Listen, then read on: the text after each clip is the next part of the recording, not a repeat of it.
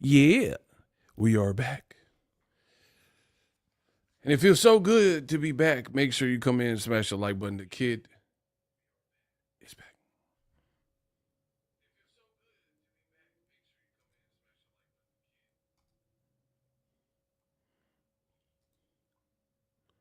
We really should be over 100 likes. Come on, guys.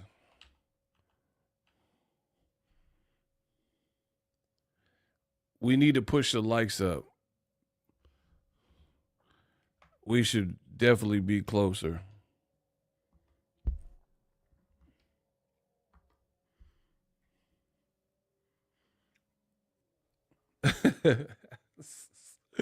Look at Gucci rank. Hey, I ain't even started talking.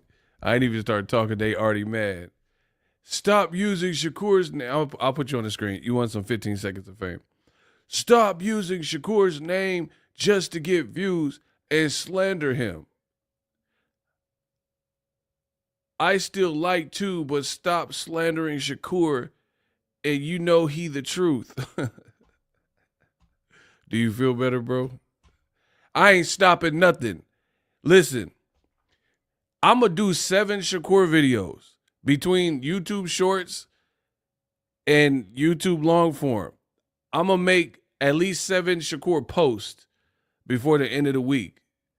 Just because you said that. I was only going to do 6. But now I'm going to do 7. Because just to let you know, you don't run. I do what I want. Bro, I told you in the title, the Shakur Stevenson, the Shakurs, they are having a global meltdown. You know what the F going on? Stop disrespecting Shakur. Bro, look at him. He's having a full-on panic attack. The man needs help. Is that Shakur right there? Is that Twitterson himself? Like, bro, I'm going to do more videos. I'm going to do some more now. Bro, this is funny. The funny thing is, I don't think y'all realize how long I've been doing this, bro. Some dude said, you don't even believe what you saying, though. Oh, but I do. You don't got to dim Shakur to uplift Tank. Bro, I'll send you a link, Kyrie Slater. I'll send you a link right now, and then you tell me what I don't believe in that I said on camera. Deal?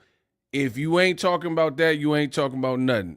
I'm trying to bait one of these boys in the hot seat. You see they scared. Turn your camera on, and you tell me to my face what I said that I don't believe. Everything that I've said, I truly believe, bro. See, what we have here is a failure to communicate, bro. This ninja scared. Ain't nobody scared. I just told you how the DJ Saturday night. Bro, I got the juice now. You want it. You want it all, the juice. You can't even pay a mother trucker to be in the hot seat. Bro, they ducking. I'm running all fades. I'm running all squabbles, and you see they never pull up. I've been trying to get one of these Inshakurs or these Haniacs in here. Tell me what I don't believe that I've said. Like, I am a grown man. I am not a troll. This ain't Neon, and I ain't these Gen Z streamers. I'll tell you to your face what I said, because I'm not going out like disrespecting people's family and stuff. We just talking boxing. We talking boxing. I don't care who mad. I'm not going out like talking about I'm gonna kidnap kids and stuff like that. I'm just talking boxing. So best believe I believe what I'm saying. I don't know where y'all done got that from. Like, Shakur ain't got no power. I believe he don't have no power, bro. Like, y'all, bro, the Shakurs are down so bad that they're trying to act and make it seem like your boy Ego is trolling. I make jokes, I make memes, but in terms of the actual content and what I'm saying, I actually believe this. You see what I'm saying? They're making it like, nah, he's just saying this to get views. Bro, I get views on anything. I can rap and get views. I could do an impersonation and get views. Y'all don't know who y'all with. Go to the other channels. $10 from Ty Drakeford. Ty Drakeford knew it was going to be drama. So Ty came correct. Help us reach our goals because the bums is in here. Thank you, Ty Drakeford. Much appreciated. $10. Because Shakur fans are fragile like his hands. Oh, my gosh. See, they going to blame me that. Ty said that because I'm reading the super chat. The Shakur is going to be like, see, man, you talking about his hands. I'm reading a super chat. Ty Drakeford spent $10. Would you want me to skip over it to help inflate Shakur's ego? It says, because Shakur fans are fragile like his hands. I didn't write that. And because I'm not a hater, I'm a donator. Shout out to the resistance. We in here and we ready. Let's work. Try to tell y'all, Eagles Army. He needs to change his name to Fubu Rank. Yeah, I don't know what dude's problem is. I would love for someone to get on camera and tell me what I've said about Shakur Stevenson and the padlock fight that you believe I don't believe. I'm trying to get you guys the entertainment you deserve. I really am. But these dudes are afraid. They don't want to show face.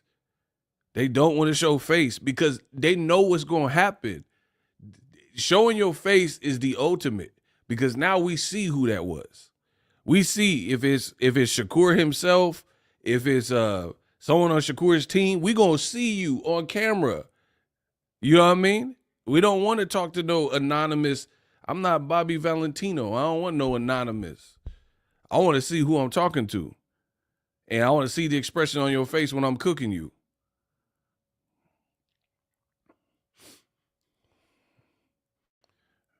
I would love for somebody to accept this hot seat challenge, turn your camera on, and punch in when I send you this link, and you tell me what I said about Shakur that you think I don't believe, that I'm just saying for views or slander or whatever you're talking about. How can I turn camera Shakur too fast for Tank? Send your email address. What you mean? He said he don't know how to turn his camera on. Send me your email address, and I will send you a link that allows you to click in and turn your camera on, and we'll continue the discussion. He's just wasting time. And y'all, listen, you guys are going to pay for it. The actual supporters, if he's wasting our time, then you guys got to pay. Somebody owes the chat $1. Y'all know the rules. Ego, you not a fan of Shakur. Bro, I am surrounded by beta males. The fact that you would ask this question is preposterous. It doesn't matter about being a fan of anybody. I am a fan of the sport of boxing. I am not a beta male. So what I see, I report. Good, bad, or indifferent. You guys think this is some like elaborate scheme. I get paid to cover boxing for many, many years. This is not an emotional experience for me. I done seen fighters I know personally get knocked out. It comes with the business. I've seen people and been in their locker room after they left. It comes with the territory. So I've been there for the highs when they win, and I've been there for the lows. You guys are fans. I'm not just a fan. I started out as a fan, but this is now a business, a brand, an empire. So it's not about liking Shakur or disliking Shakur, right? UG Ego, you milking this. Block him. Okay, now we just going to start removing y'all. Until one of y'all get some heart, we going to start removing you. What, milking what? The man just fought 2 days ago. Block him. Listen, we got to establish some order in here. And I'm going to make you an example. UG Mug. Block him. He talking about I'm milking this. Bro, I'm talking boxing. What do you want me to talk about on my channel? The man just fought. The Inshakurs are in the comment section. Shakur keep tweeting. What am I supposed to be talking about? Shout out to Daniel Alvarado. Please let me know. Did I miss some huge topic? Y'all believe Ego, he would never put me on live because I would prove facts. But you still not sending your email address. All right, bro. Here's how this is working. He says I won't put him on live. Okay. I'm going to put you on the clock. That's what I am going to do. You have 30 seconds to send me your email address. And if you don't send me your email address so I can put you on the live, you'll be removed. Good luck.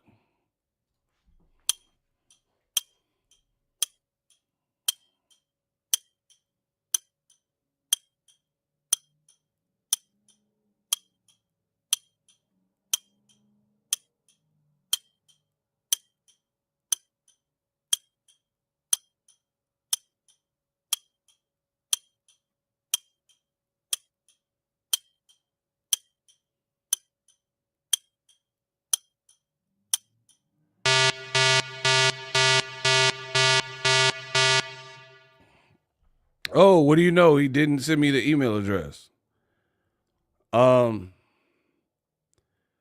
Somebody said y'all banned him. Give him a little more time. Okay, so he got banned, but I see him right now, so he's unbanned. I'll restart the clock. 30 seconds. Shooters, do not touch this man until the time elapses. Gucci rank shooters stand down. All he has to do is send his email address in 30 seconds. Good luck. We go see. You have 30 seconds. I will reset the clock. You will have 30 seconds to send an email address. Hold on. I didn't even start the clock. Why does that email address look crazy right now? Bro, that you're going to have to get that corrected. There's no way I could put spaces in an email and then the G's not connected to mail. I'm not playing no games, bro. Y'all going to have to pay for this boy. If you don't send me a regular email that's all connected, bro, he's putting individual letters. I told you, he's just joking. There's no way. If you don't send me an email, you got 30 seconds. If you don't put an email that's all connected with Gmail, all one word, no spaces, because you can't have no space, .com, you will be removed. Good luck.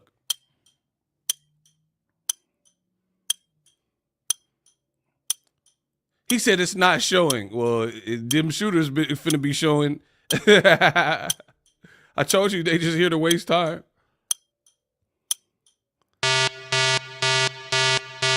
And still block him.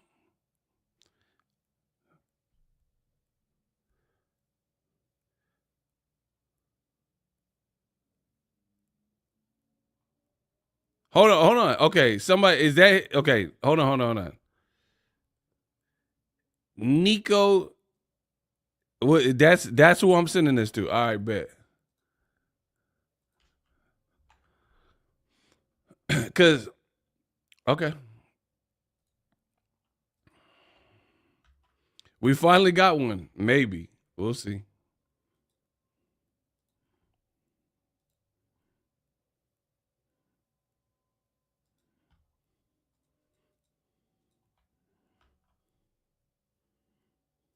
Sent.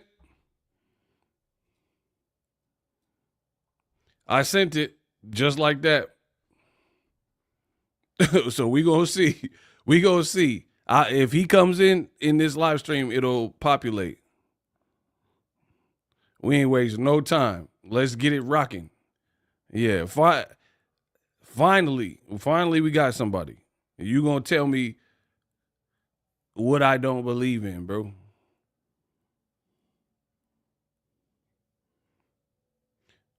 Bro, y'all see this? Hold on.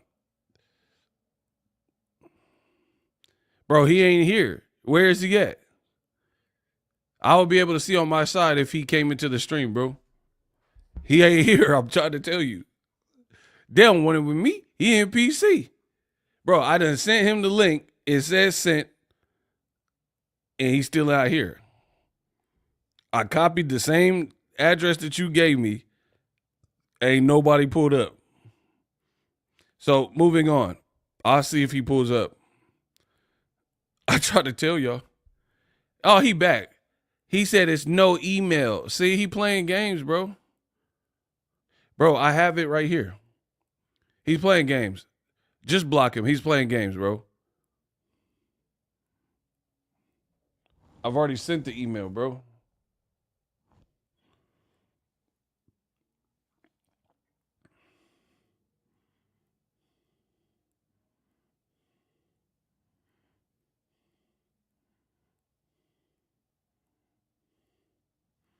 Try to tell y'all.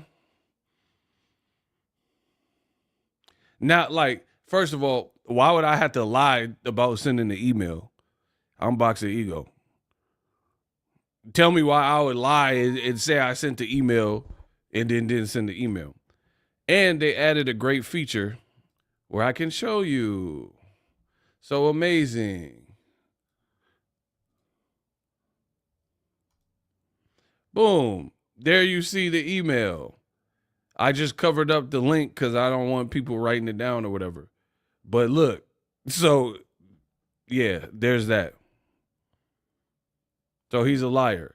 You see Boxingego, my email, and it says 2, and it says February 25th at 6:28, and it's now 6:30, and he still ain't clicked the link. Try to tell y'all, now somebody owed the chat $1 for wasting everybody's time. I will be paid for their sins. So anyway, notice they say, oh, Ego, he don't believe what he say. Oh, Ego, he lying. He's just doing this for views. If that's what you really felt, you would give me your email, turn your camera on, and tell me about myself. How come nobody does it? Like any other channel, people be calling in and joining. You didn't see they're like they on the screen and stuff. But when it come to Boxingego, ain't nobody since we've been doing the hot seat, not one person has said, yo, like what's cracking since I've been streaming again. And then it's all this, oh, I don't have an email and running around and stuff. I told you. Try to tell y'all. So please, anybody who believes that I'm saying anything about Shakur Stevenson, yeah, Nguyen just sent me he just sent me an email. It said, just saying hi, officially Gucci on YouTube. See, my email working just fine. Y'all emailing me and stuff. My man in here, he just said, I sent you an email. I try to tell you, these dudes don't want it. Like, to be honest, I know what's going on. I've been in the game long enough. They're not Shakur Stevenson fans. They're not. They're not Devin Haney fans. They're Tank haters. So they want to operate with hate. So they're leeches and parasites and parasitic. They're symbiotic, right? So they leech onto whatever is closely affiliated with what they think will topple the guy they don't like. Does that make sense? So you guys pay for his sins so we can continue the show. We got a $3 Cash App, absolutely. This is from Chris. He said, I appreciate your content. We also got a $5 from Tiger's Eye James. It says, here is $5 for them wasting our time. Shout out to everybody for keeping the train rolling when these bums come in here wasting everybody's time. It's clear that it's not Boxingego that is afraid to use his voice and put his big boy pants on and talk this boxing. They don't want to talk boxing because I just told you, they are parasite. They are leeches. They are leeching on to any vehicle to hate Tank, who's a popping star, which we'll get into, and whoever they think aligns with that. Like if Shakur start looking bad, they'll leech on to Keyshawn. If Tank beat Keyshawn, then they'll say Tank need to fight against Devin Haney. If Ryan beat Devin Haney, then they'll say Tank need to fight Terrence Crawford. So it's really, there's no end to this. It'll go on and on and on, just like they did with Floyd. They always talked about who Tank needed to fight. All the great fights he gave you, all the champions he beat, more than anyone in history. And they're like, oh, yeah, but you didn't fight Antonio Margarito. I mean, come on, bro. Margarito, when he's not cheating, does anybody believe that Margarito had what it takes to outsmart and beat Floyd? Like, come on, bro. Daniel Navarrete, Shakur is a boring fighter, which is a boring topic. Daniel just came in dumping slugs. Ryan fighting Rolly is corny to me. Why you say that? For me, I'm not even mad at the fight. What I'm mad at you liars. Ryan and Rolly, it should be entertaining, especially if they do a press conference and act like they normally act, right? So I don't have a problem with that. What I have a problem with is you guys are some suckers, bro. That's what I have a problem with. You guys say, oh, Tank, you need to step up. His resume is trash. He a 30-year-old prospect. And then you don't have no problem with anybody else fighting his leftovers after he already beat them and knocked most of them out. That's what's corny. Not the fight itself, but the fact that y'all some liars, that is what is corny for me. Ryan Roley, I think May 2nd, May 3rd, 1 and 2.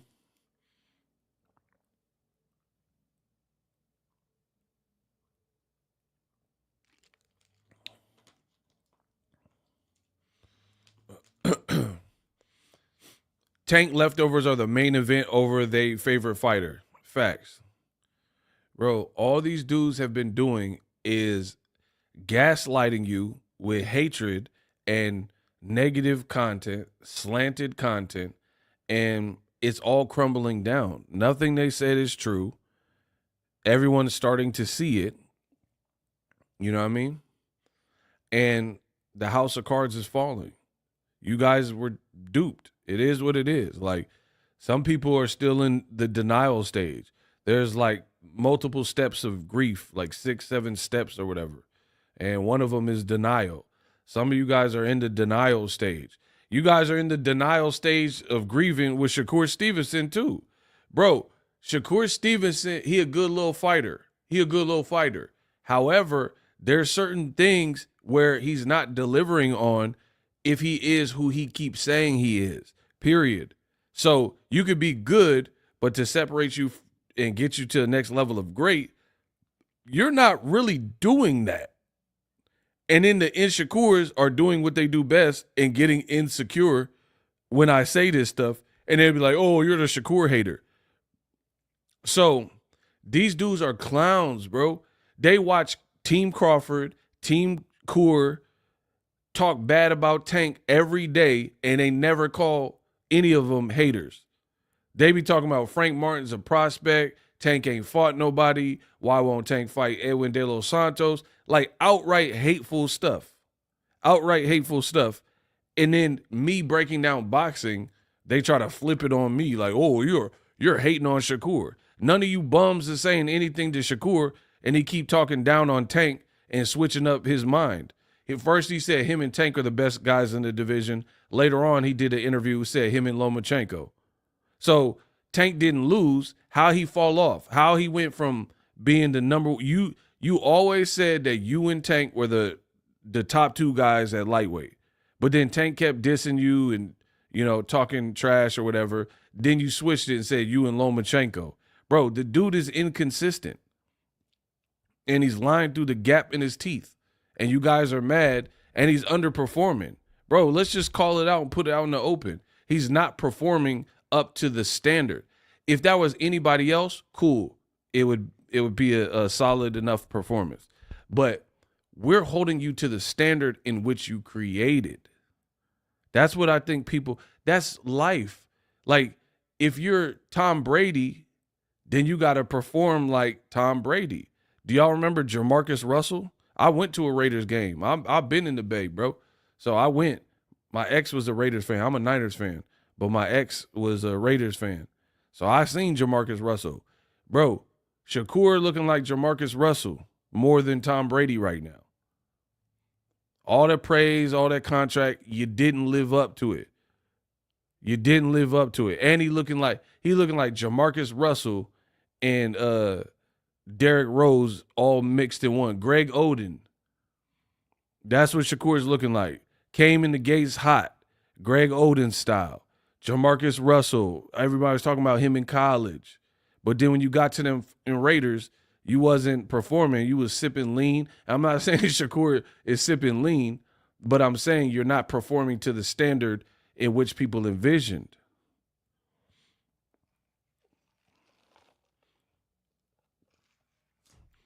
Point blank to the point facts here. Bro, that's what I'm saying. I ain't got no time to waste, bro.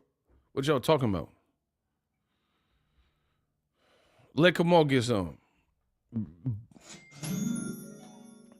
Kamal says $5. Thank you, brother.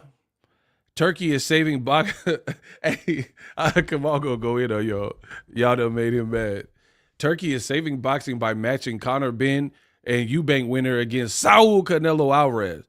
No Benavidez, Morrell, and Billy. Better be if Bevo winner Janabek, Pacheco, or Iglesias.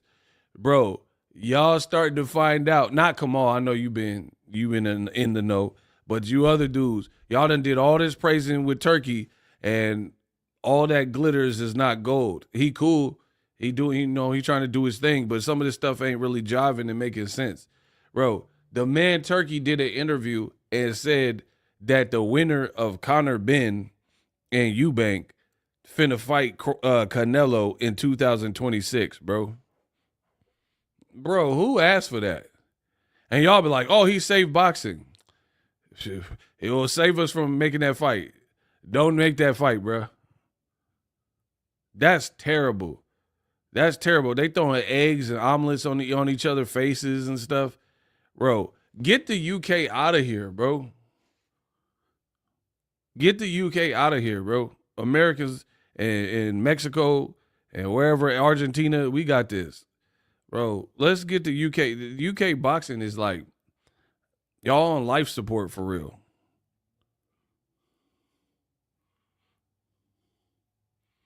I truly believe Shakur is baiting up Gervonta. When it comes down to it, he will use the hand excuse and casuals will support it. Bro, the man came back out the grave. It says, Nico97 Gmail, stop pump faking. Bro, the man sent a super chat. He is paying me out the grave. He respawned. This is the new spawn. He came back from hell, and now he's sending me money as if I didn't send him the link. Guess what, bro? Your opportunity done came and went. Thank you for the $2. No refunds. Yeah, I got $2 more. We making so much. I made so much money this week. I'm keeping that too. Hey, you ain't never getting that back, bro. Your ship is sailed, bro. I got a show to run. You didn't want it. I sent it. It's still in your email. Everybody type no refunds. That's my $2 now. Oh, I'm about to buy something. What can I buy for $2? I'm about to get some Orbit gum or something. Thank you. Thank you. Windows tinted on my ride when I drive in it, so anybody identifies the guy in it or hide for 5 minutes, come back and shoot the eyewitness, fire at the private eye, hire the pry in my business. Thank you. Thank you. No refunds. I told you I'm the best in the business, and it's not even close. These bums be paying me. They be paying to hate. You ain't never seen this ever. You ain't never see it. You probably won't see it. Somebody that got this much cash flow coming in from haters. Not like just people who are supporting. We talk about haters. Haters. The haters be paying. There be people talking crazy in the Cash App, sending $1, $2, $1, $1. And then I'm not even reading that. You talking crazy. I'm not about to read that. So anyway, the offer remains. Offer still up. Anybody who thinks that I'm saying anything about Shakur Stevenson that I don't mean to make him look bad or whatever y'all talking about, yeah, please step up. Yeah, please step up.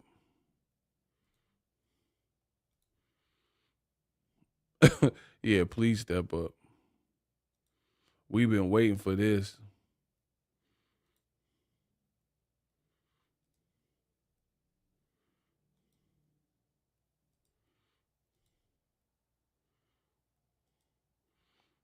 We couldn't wait for y'all.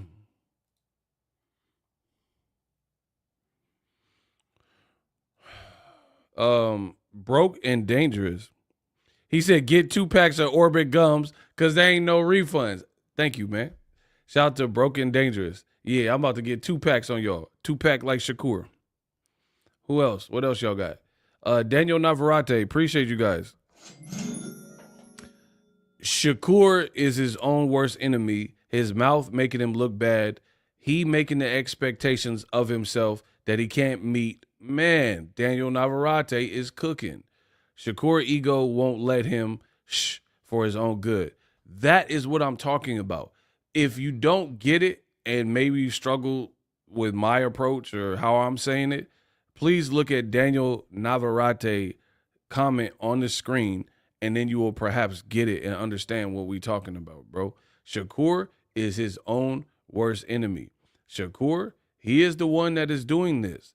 You guys want to blame Boxingego. You want to blame Daniel Navarrete. You want to blame everybody else. But what you're not realizing is Shakur is doing this, bro. Ty Drakeford, stay hating, watching, and hit the like button. Let's get us over 300. Absolutely. We should be higher with the likes. I don't know what's going on, but we need to get the likes up. Please, let's work. I'm trying to work. I am really trying to work, people. Like, I don't want to have to babysit the like. I feel like we should be past that, bro. Take the 2 seconds to hit the like button so we can really start cooking. Like, I've been doing everything right. I've been putting out fire content, mixing the content. My reads and boxing have been pretty accurate. You know what I mean? If you guys like it, support it in the various ways that you can. Some free, some paid, whatever. Liking is like that's like wiping your feet on a welcome mat before you come in my crib, bro. Like, that's like the baseline thing people can do. Bro, so I'm still waiting for one of the insecures, Shakur fans, to come up in here and tell me what the heck that you think I'm saying that I don't believe, because I believe every word that I'm saying. You guys don't want me to believe it or whatever, but I believe it. Shout out to Jose P. That's my dude. Please get the likes up for Jose P. Jose P, what's up, Ego? I am starting to think Shakur is going to go the route of Adrian Broner versus Chino. He looks good against lower class fighters, but if they put him in there with a fighter that can take his punch, he might take a L. Interesting. See, and it's funny because I said that with Broner opponent Maidana. Shakur, to me, would not be able to beat a Maidana. Especially in the higher weights, like at 47. Bro, see, I'm telling you, the unraveling is before your eyes unless Shakur start producing against high-level opponents and start looking immensely different than what he's been looking. Bro, he looks capped out at 135, for real, for real. That's why you don't hear him talking about 140 even, and there's plenty of fights there. Bro, tell Shakur to fight the winner. If I'm lying and I don't know boxing, tell Shakur to pop into 140 and fight the winner of El Rayo and Gary Antoine Russell. Look, this Bush's baked bean dude, this is what they do. They only hear the call. Man, y'all not making no sense. Okay, I will send you a link. Turn your camera on and tell me what is not making sense so I can make it crystal clear for you. Do you accept? Bro, why do I have to beg these dudes to continue the conversation that they want to have in text? Bush, do you accept? I will send you a link right now and we can get it rocking, bro.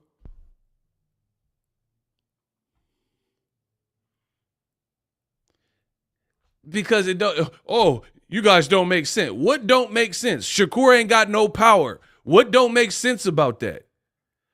Bro, I'm not a Shakur fan. I don't give a who you a fan of. I don't care if you a fan of Walt Disney. I'm asking you, do you accept? I will send you a link and you tell me what I've said that don't make sense. If he does not send an email, block him. Just put him on a mental clock. I'm going to keep running the show. Shooters, put him on the mental 30-second clock. If his time goes, we just, listen, I don't care. I don't need these dudes on my channel at all. I am self-sufficient. The support we get here is immense. They can keep hating and stuff. This is not the channel for you. I don't need you, bro. I really don't. If you just in here causing a disruption and a distraction and you ain't talk about nothing, you don't need to be here, bro. Imagine if I was like doing a paid mastermind. All these people are paying for the mastermind, trying to better their lives and learn from somebody who's been there or, you know, got whatever, you know, stripes or whatever. And somebody just kicking the door, hey, saying the opposite, bro. Block Bush, get him out of here. Bow! Oh my gosh. Sir, get him up out of here. You out of here, Bush.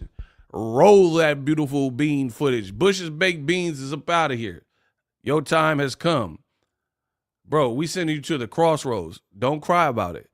Boom, boom, boom, boom, boom. Tell me what you gonna do when there ain't nowhere to hide. Judgment comes for you. Judgment comes for you. Bro, judgment is coming for you. It's Tomaco Esta. Bring it in for Wally. He's his Uncle Charlie. Little Boo and guys got him. And I'm gonna miss everybody. I don't run. Look for the left. Bro, we sending you up there with Uncle Charles and them. Why they kill my dog? And man, I miss my Uncle Charles. He shouldn't be gone in front of his home when they did the boo. Was it wrong? Oh, gotta hold on, gotta get strong, gotta be wrong. We can lean on. Bro, we sending you somewhere you can lean on. When they hate, donate so I can do more. I'm clearly running the game with an iron fist. King Kane. Shakur makes me respect Devin even more. Fact. Because Devin at least try to get you up out of there and like tatter. Like, Devin will fight people and you can tell they was in a fight. Even Lomachenko, bro. So, yeah, credit to Haney in that regard for sure. Haney showed heart in his fight with Ryan for sure. Though it was a bad performance, I still think him and Tank would make for a great fight. I disagree with that last part, bro. Him and Tank ain't a great fight to me, and they're too far apart in weight, so I don't even see it happening. So everything else, I was rocking with you, though. Everything else. Surah said, you gonna be lonely. Bro, Surah is a trip, bro. He said, you gonna be lonely. Yeah, you gonna be lonely in them clouds, bro. You gonna be right up there with Uncle Charles. Again, all the Inshakurs is like going through their periods or whatever, mad at me, daytime of the month, whatever. And I still ain't had one person accept this challenge to tell me what I'm saying that you disagree with on camera. The man said Tank versus Inshakur does not go the distance. Bro, Tank gonna go the distance on that ass. It's ugly. Okay. Let me ask a serious question.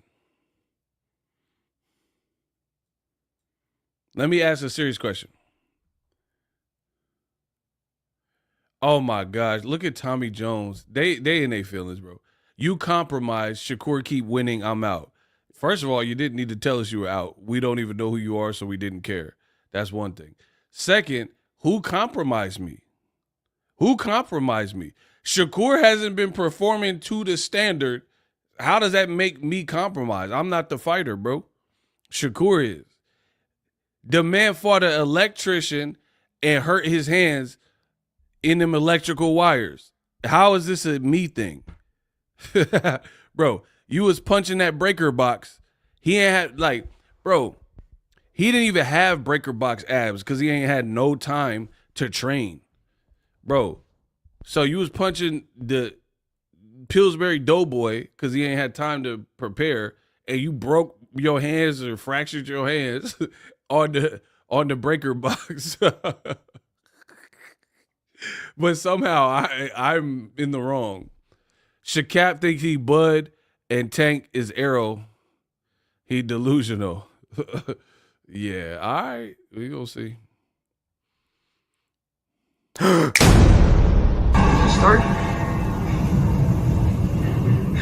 I don't feel so good. Bro, the hater said, "Should start. I don't feel so well, Tony." Bro, we got the haters not feeling so well. Mr. Stark, I don't feel so well.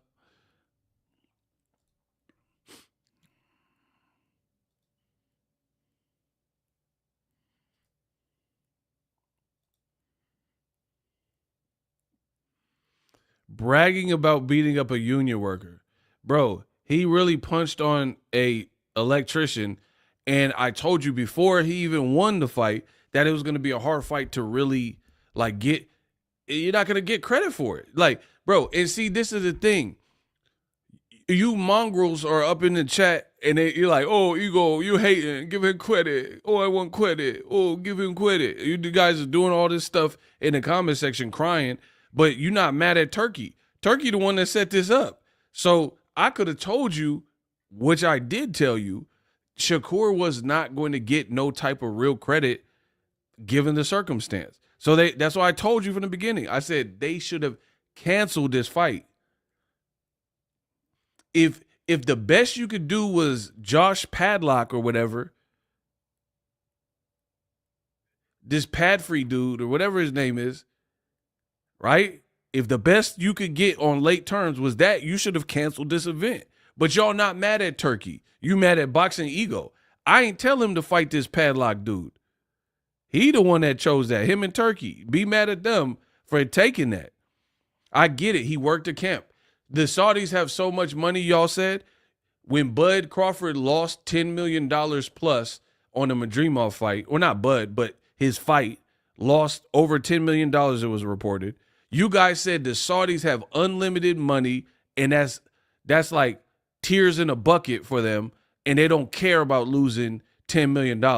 So what would it be to give Shakur Stevenson a cool little bag for his trouble and not have him fight, and then put him on that card with Ryan Garcia and Devin Haney? And then now you could get a serious contender or reschedule the Schofield fight. How is that a worse move, what I'm suggesting, as opposed to what played out? You were not going to get credit. Joseph Parker gets credit. You know why? Because the boxing world, even though I told you it was bad news bears that Bakole was taking the fight with no training, it was the heavyweight division. It was against a puncher who's bigger than Joseph Parker. So all things considered, you still have to give Joseph Parker credit because that's an immense risk, losing your spot at heavyweight where really one punch can change everything against somebody who looks so destructive in his last fight and is bigger than you, and he's a puncher. Shakur didn't fight a puncher. He fought an electrician. So, again, we're talking about different dynamics. For me, I look at the facts. The reason, I just told you, the reason I could give Joseph Parker credit, it wasn't ideal. I told you, Bakole, I don't think that was the best version of Bakole by any means, but it still was dangerous because it's heavyweight with a puncher that's outweighing you by 60 pounds or whatever he was outweighing you by. There's still a level of danger there. Shout out to Jokari Slater. Much love. Shakur, where was the element of danger with this union worker guy, with this electrician? He was smaller. He didn't have full time to prepare, no camp. He's domestic level at best. He's not a silver medalist like you are, right? He's not as regarded. He doesn't have no crazy resume. He had 4 knockouts. That's what I'm saying. You can't win with a fight like that, bro. Bro, I promise you, I can think of at least 4 or 5 fights. Are you defending Ryan for testing dirty? Block him. Get him out of here. When did anybody hear me say anything about Ryan testing dirty?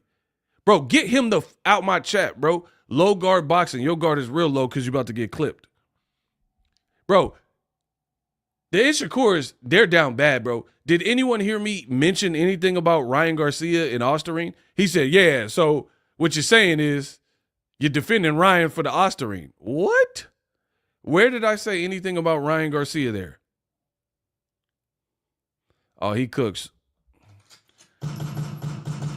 Bro, this man is in the Twilight Zone. He just heard me in the multiverse. I ain't say nothing about no Ryan recently. And I definitely didn't say nothing about no condoning drug Bro, that's what I'm saying. I am greatness in the flesh. I am the best in the business. Notice for me, they don't ever come correct with me and tell me stuff I said and use it against me, bro. They start this alternate universe and nobody heard me say anything about Ryan or Osterine, but he said, yeah, so what you're saying is Ryan should have cheated Devin. Huh? Twilight Zone. Bro. Shout out to Joe Kari Slater. Let's work. Shakur versus Tank is Mikey Garcia versus Sandor Martin. Huh? I don't understand that comparison, bro. Because Mikey lost that fight and retired. Nah, that's not a good one, bro. I don't know what you are. I don't know what. He said that was Bill Haney. That's funny. I don't know where you came up with that, bro. What is the correlation between Mikey and Sandor?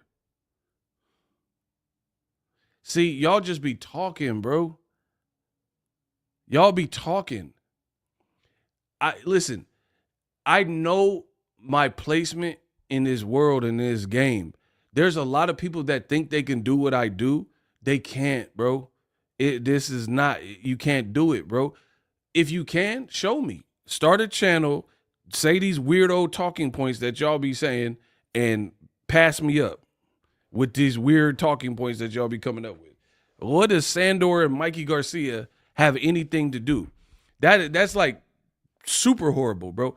Mikey has power, but he's not like a dynamic puncher with the skill set. He has skills, but it's not an athletic black American skill set with like speed and power. Like they don't even fight alike. Second, Mikey wasn't too far removed from getting beat down by Errol Spence. Tank don't have no Errol Spence almost stopped you in the 9th round type of fights. So where does Mikey Garcia, Sandor Martin come into play when we're talking about Tank and Sandor? The only, I guess, where you are going with it is Sandor don't have that much power, but he can box sneakily, and then Mikey is more of the puncher. But it's a horrible, baseless comparison because Mikey is a skilled puncher, but he's not known for like crazy speed. He's not known for it. Tank got crazy speed, different rhythm, different trajectory. And I believe Tank has more power than Mikey Garcia. Mikey could hit though.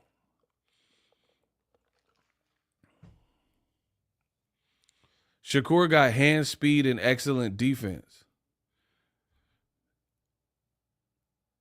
Okay. Now y'all starting to make me mad because y'all trying to condescend me and outthink me. Shakur got hand speed and excellent defense. That's what you said.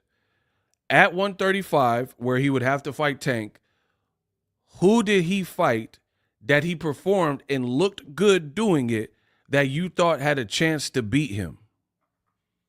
Watch this. This is to you, Darrell Washington. Bro, I'm going to break y'all up. I promise, like a bad relationship. I'm going to break y'all up. I promise you. Listen, bro, this boxing stuff is crazy. I hate this. I'm going to break y'all up like a bad relationship. I promise you. They can't with me. So, Darrell, who did Shakur fight that you felt could beat him at 135 where he showed this excellent defense? Good luck. Good luck. Where is this boy Darrell Washington? He's Denzel Washington's son that never made it. I am not going to bury my son. Bro, this is the son that Denzel was trying to save in John Q. Where's Darrell Washington? Man, what do you mean my son got to die, huh? Bro, where is Darrell Washington? I am not going to bury my son. Bro, this is why Denzel held up the hospital for this little muff to shake the spot. Bro, you had something to say. I engaged with you, and now they duck. They duck the work, bro. Kamal putting you on the timer, 15 seconds, bro. Y'all not running from the work. He said, I'm right here listening. Nah, I don't care about that. Answer the question. Kamal, put him on 30 seconds. Bro, if you speak, this is how we gonna do it. If you speak in my chat and it don't make no sense and you happen to get called out, good luck, bro. These boys are scary, bro. Drop the email. Let's get it really rocking. They not trying to do that, bro. Save that for boxing Twitter. Because on boxing Twitter, you can say any goddamn thing and just, Tank sucks. Bro, this ain't that. We here to really learn boxing, appreciate, respect the sport, give real opinion. Where Darrell at? I asked you a question. You refused to answer. Kamal got you in the scope, and it's about to go down. Good luck. Who did Shakur fight that you seriously thought could beat him at 135, the lightweight division, where he impressed you with his defense? That's $25,000 alpaca. You don't wipe that. You block that, bro. Frank Lucas with it. Yeah, name brand like Pepsi. I guarantee it, my dollar. Bro, he's ducking the smoke, and y'all gonna pay for it. All the supporters, y'all gonna have to get y'all quarters together, and somebody owe the chat $1. I'm not taking it. I'm sick of seeing these drive-by comments, and they don't want smoke. Stand up for your man. Stand up for Shakur. Tell us the error of our ways. Enlighten us. Bro, they gonna be playing at Pelican Bay when I get finished with you, huh? Hey, Chavez scored, chill on that. Like, he cool. Nah, that dude's cool. The officially Gucci or whatever, he cool. Kamal, 10 seconds. Where he at? Shoe. We about to put him in the shoe program, huh? Chavez, of course, said he did it on accident. That's funny. Bro, where's Darrell? I told you, they're here trying to make my chat worse by just slowing it up. Like, hey, I got something to say. Bro, it's like that dumb kid in class. Everybody had them like annoying kids in class, and the teacher will say something super basic. I want you to write a report, 5 pages, about your favorite vacation in the United States due on Friday, right? Simple assignment. Write an essay talking about your favorite trip in the United States due on Friday. Okay, he said Valdez, who is not at 135, block him. They can't beat me, bro. The man said Oscar Valdez, and that fight wasn't even at lightweight. I told you, indestructible. Their talking points don't last. That's why they take forever at all. He took all that time to say Oscar Valdez, a person. Edwin beat Rayo. That counts. That counts for what, bro? You're just talking. We still haven't got over what you said last time. You're just wasting your money, bro. You're just wasting your money, bro, because you're just saying whatever.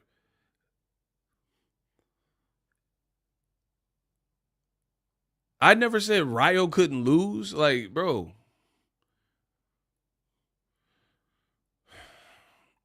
It's about to be a cold summer, man. Ty Draper, appreciate you. $2. They are still hating, so we are still donating the True Train. Bro, they trying to slow up the wave, and they not talking about nothing. The man said Oscar Valdez. I said name a lightweight. This is not even a lightweight, so I know you don't know what you're talking about. I know it. And the question wasn't hard. I said name one fight. Shakur got a couple. One fight at lightweight, right? Where Shakur Stevenson fought somebody that you thought could beat him, and his defense was on point stuff. He said Oscar Valdez. The one fight that wasn't a lightweight. Come on, bro.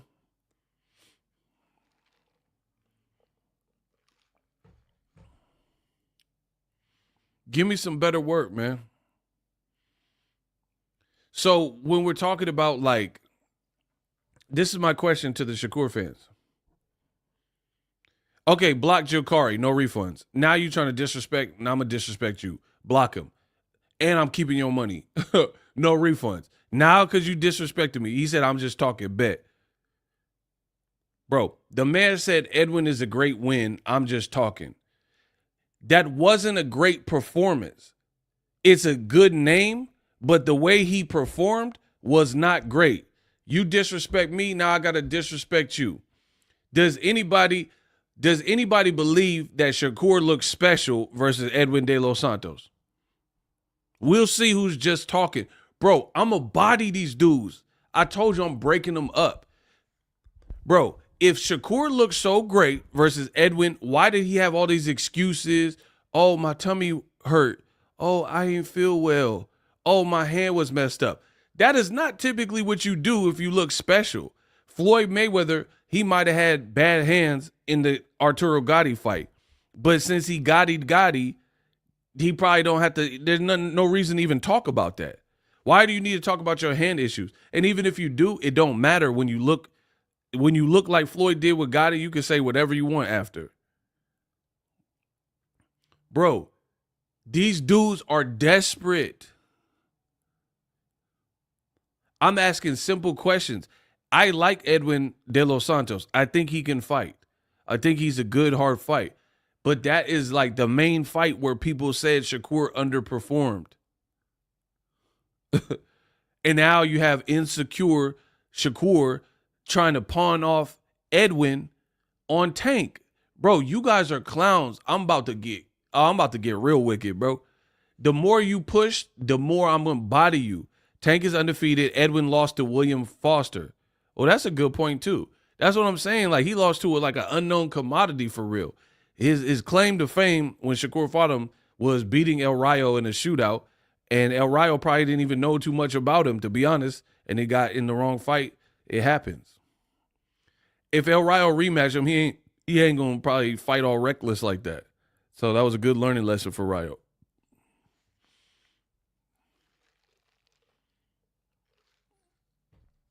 So let's keep going. Edwin De Los Santos. He could fight. He's a good fighter. But he lost to Forrest.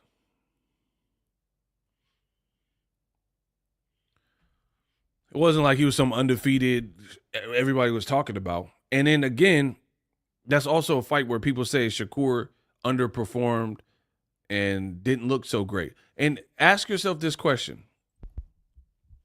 Ask yourself this question. Why does Shakur keep telling Tank to fight Edwin as if he has a say-so in the A side of boxing's career, right? But then he don't rematch him. Hold on. Shakur stock is dropping by the day, bro. I'm asking a deliberate question. Like, for example, let's vote. You guys, I'm going to prove once and for all, again and again, you guys can't defeat me. Who is a more accomplished and more dangerous fighter, in your opinion? Artur Beterbiev or Edwin de los Santos? Vote. I need y'all to vote. In your opinion, who is a more accomplished fighter and a more dangerous fighter? Artur Beterbiev or Edwin de los Santos? Who's achieved more in boxing and they're also more dangerous, the most, like, for per capita, per division? Wolverine, Artur. So everybody's saying Beterbiev, which is obviously the correct answer. He's unified. He was undefeated up until Saturday, blah, blah, blah. Dimitri Bivol lost to him and rematched him. As dangerous as this man is, Bivol rematched him, and he's more seasoned and decorated, right? Shakur keep trying to pawn off Edwin on Tank. The fans felt that neither one of you guys performed, so how come Shakur didn't rematch Edwin? He talking about, oh, maybe down the line. Why? Why down the line? Usually, like Jermell Charlo, when he had a tough fight with Castano, immediate rematch. Floyd beat Maidana, and to me, it was a clean win, but people complained about it, so he ran it back with Maidana. Who's more dangerous, Maidana at that time or Edwin de los Santos? So Floyd won. So the Bivol, he lost and then did the rematch with a dangerous guy. Cool. Floyd won, but people complained about the victory versus Maidana, so he ran it back immediately. How come you're telling everybody who will listen that Edwin is a top 5 lightweight, he's dangerous, and he's a great fighter, and you're not rematching him? You were down to fight Joe Cordina, Floyd Schofield, and you did fight Padlock. But you're not even mentioning Edwin, but you're trying to pawn off Edwin on Tank.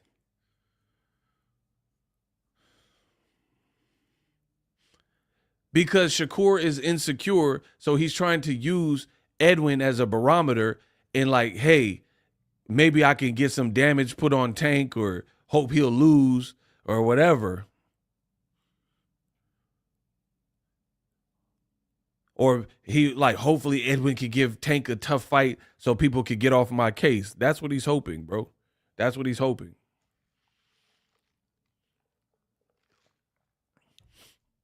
Shakur won 8 rounds. That's not underperforming. 8 rounds according to who? You? People said that Edwin won the fight too. So you're on your own with that. He didn't like universally collect and bank 8 rounds. And again, there's different ways to win 8 rounds. You can win 8 rounds in a stinker versus you can dominate for 8 rounds. This man didn't dominate. Man, come on, bro. Bro, they did a stat on ESPN and said that this was the lowest amount of punches ever for a lightweight fight in boxing history. And he's trying to make, oh, man, but he won 8 rounds. Yeah, so he won 8 rounds looking good? All right. Bro, the Shakur Stevenson man fans is down bad, bro. Y'all just saying anything, and it's very obvious to me. You're literally just saying anything. And we'll talk more recent. You fought an electrician. It took 9 rounds, bro. Like, some people want to make this big deal like, oh, man, who cares how many rounds it took? The public? The public? The reason why the 9 rounds is a factor is because it was a bad fight from the onset. It was a bad fight from the onset. So when the expectations are low, you're not going to expect a person to go and survive. Like if Canelo had the toughest fight of his life with Avni Navni Nildrum or whatever, that would have been a bad look. Yeah, like, you guys want, what I'm saying is very understandable. But what you guys try to do, it is so funny. You try to convolute the message and overcomplicate it. The worse your opponent and the worse the terms are, the more the star person who's highly regarded needs to perform. It's that simple. If David Benavidez has a tough fight with David Morrell, no problem, because we rate both guys as like top guys any division they're in. It is very easy to understand this. You guys try your best to overcomplicate it. I'm going to say it again. The better your opponent, and the better the terms of the fight, meaning it's a guy who's ranked and, it's a guy who's respected, a guy with a good style to offset this person's style, been active, blah, blah, blah. Right? The more the victory will be respected. Period. When you fight an electrician with no camp, is the expectations that you should destroy him even quicker. Bro, Shakur was sitting down on all of his shots, fighting in a way that is uncharacteristic of him, and it still was kind of flat, all things considered. Bro, imagine if Tank got mad and fought in the padlock fight, and he started fighting him sitting down on all of his shots. Come on, bro. Like, let's be real. Under the same exact circumstances, remove Shakur and sub in Tank Davis. If Tank Davis started grunting with every shot, really sitting down on his punches and throwing punches in bunches, trying to walk the man down to make a statement against a domestic level electrician who worked a 9-to-5 job days before he fought Tank, right? No camp. What will happen to this person, bro? What would happen to Josh Padley if that had been Tank? And he started walking him down aggressively and throwing mad punches. Block Marquise. Get him out of here. Get these distractions out of here. When they hate, donate. I'm just going to start clipping them. Don't need them, don't want them. Marquise, got to go. Get him out of here.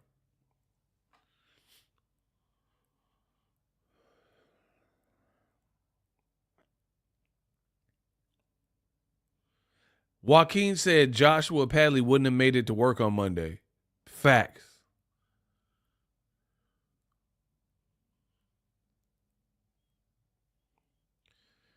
Bro, that would be such an ugly fight. That would be such an ugly fight if Tank fought that. So you guys are proving to me that despite, I guess I just thought of it. A great way to analyze this is this.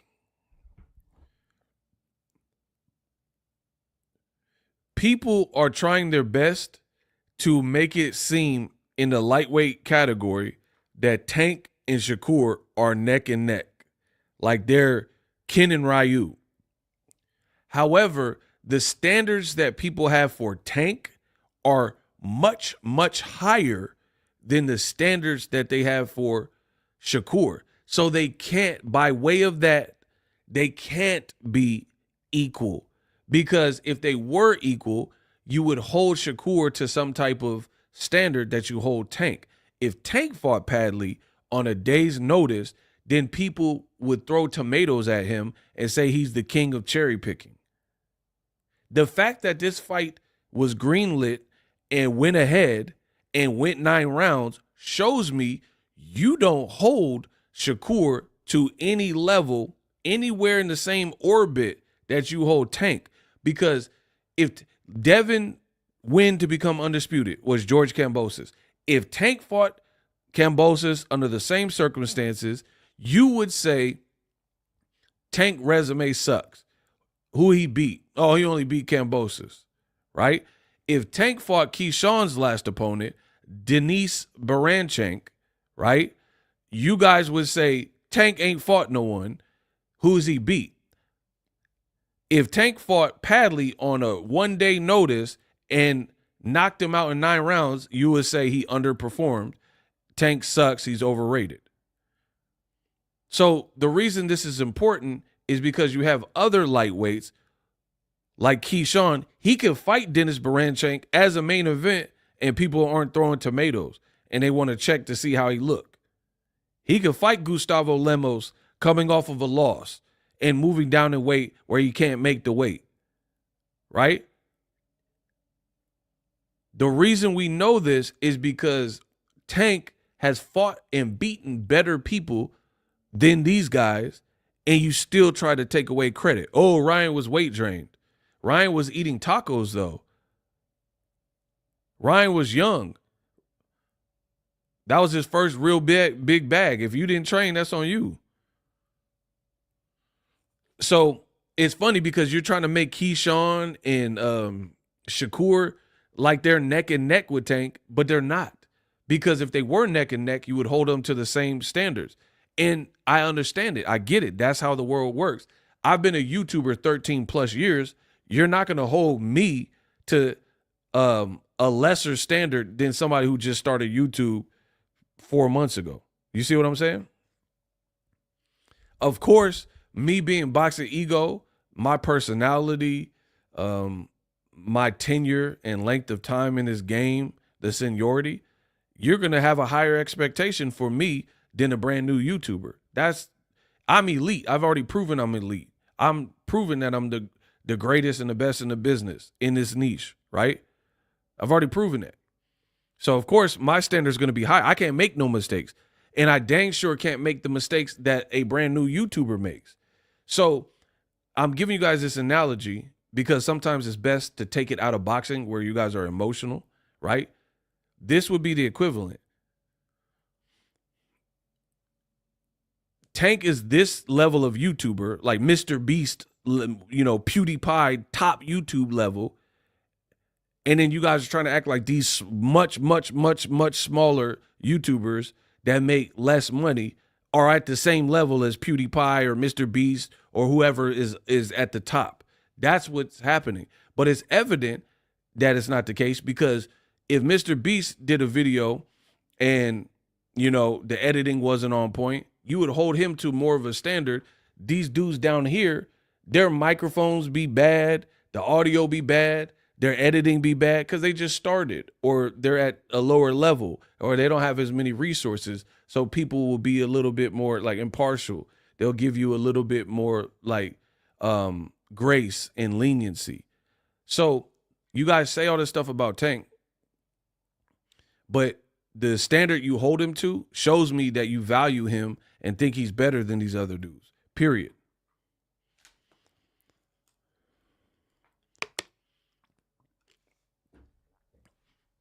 Because if you really thought Shakur was the man to beat Tank, you would be up in arms about how can you fight a Padley like you would do if Tank fought Padley.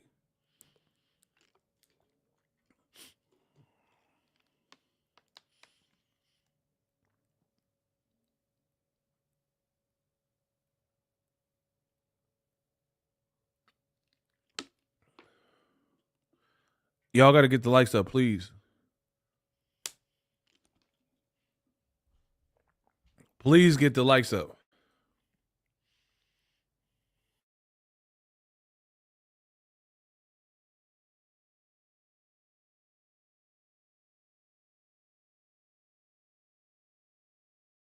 Block Eddie Cave. We gonna cave your chest.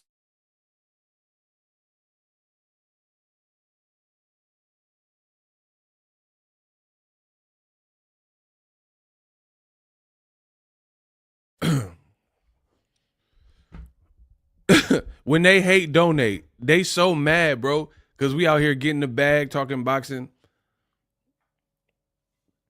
They are so mad, bro. They cannot stand it. Bro, if Tank fought Paddock or whatever his name is, Joshua Paddock, if he fought him, y'all would like lose y'all mind.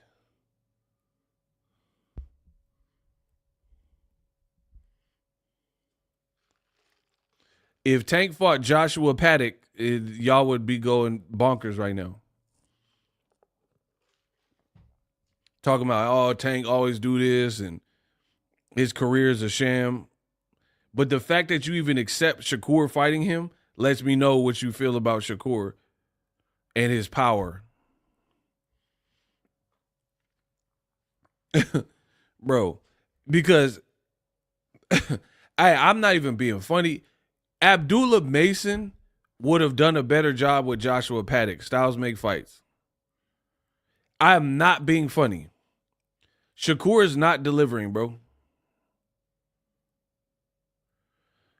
Who disagrees that Abdullah Mason, if he fought a one-day replacement, he trained for 12 weeks, Abdullah Mason, and he fought a one-day replacement in Joshua Paddock from the UK, who has never stepped off the porch and fought no, like, world-renowned names outside of, like, domestic level, Commonwealth, Rainbow Belt level. I firmly believe Abdullah Mason would have caught a body sooner than Shakur Stevenson. Bro, come on, bro. He fought that dude with power, got dropped twice, and then got up and hurt and dropped dude. Like, come on, bro. That dude has no power. He has 4 knockouts. So that's what I'm saying. You guys, Shakur down bad, and you guys are going down bad because you try not to act like this makes sense. If Styles make fights, if Abdullah Mason and all these other people you guys talk about, fought Padlock under the same terms, the fight would have not took 9 rounds. So Shakur is messing up the rotation for real, because y'all talk bad about Rolly. Put Rolly in with Padlock, bro. Rolly would catch a body. Put Rolando Romero. People are like, oh, Tank, he ain't beat no one. He just beat Rolly. All right, put Rolly in with Padlock. I've looked in Rolly's phone and seen some of the people he knocked out in sparring and stuff like that. The kid got real power. Put Paddock, and put him in there with Rolly and tell me what happened. Put him in there with the prospect Abdullah Mason and tell me what happened, bro. Shakur beat them the worst. Keyshawn, I think, would have beat him faster and made it look like prettier. Shakur, the only one that fought an unknown commodity and hurt himself trying to get him out of there. He hurt both his hands trying to get him out of there. And then, like, I feel like Shakur's like kind of grandfathered in. You know, he connected Jay Prince and Andre Ward and Terrence Crawford. So you guys don't want to admit the truth, but I'm like a doctor. You got herpes. Like, that's like the doctor just got to tell you what it is, bro. You got the herp. It's over. I done looked at the test. Y'all mad at me for assessing boxing and diagnosing what I'm seeing. You mad at the doctor because you got the bump. You got the germ. That's your STD test. That ain't me. I didn't do that to you. You got the herpes. You got the herp. You know what I mean? Y'all mad at me because I diagnosed it. Cool. It's going to just be that. Because I'm just blunt and cut and dry and telling you what it is. You mad at the doctor. Hey, doc, you didn't have to say it like that. Bro, what do you want me to say? You have the herp. You got it. I done looked at the test results. You got it. I done double check, triple check. You got the herp. And now, because a like me come in and tell you what it is and tell you that you burnt, you mad at me because you got the herp. You know what I mean?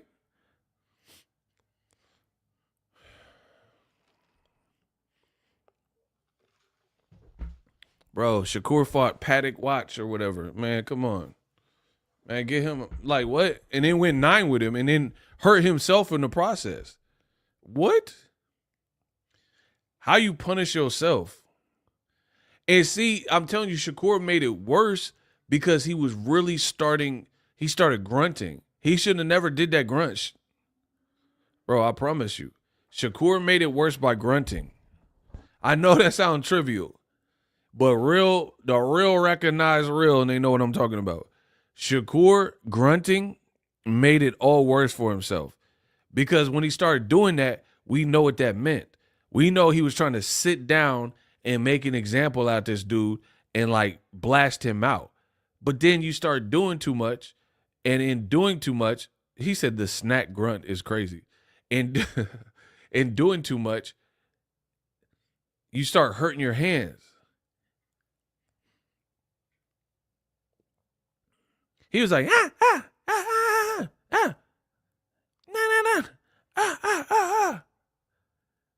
like you doing, like you trying to like make a statement with them shots, and you made a statement and busted your hands up.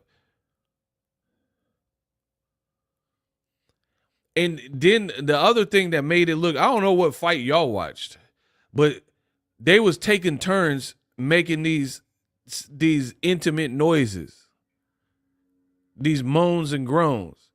That made it look worse.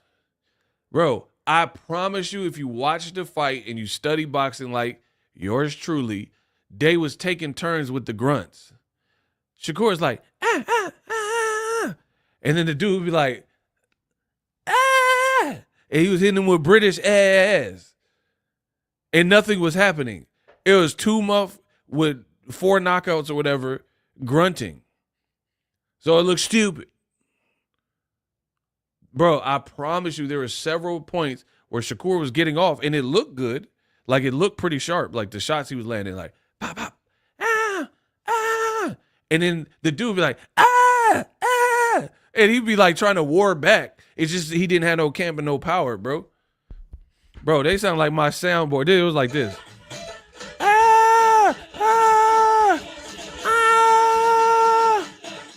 Bro, that's how they was fighting. 2 months with no smoke, power-wise, and they was just grunting.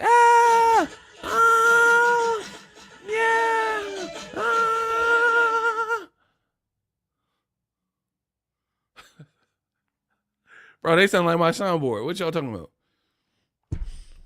Bro, there was 2 ninjas in there with the power wasn't set up right, and they was just grunting off power shots, trying to throw hard, but they wasn't like, it wasn't getting there all the way. You know what I mean?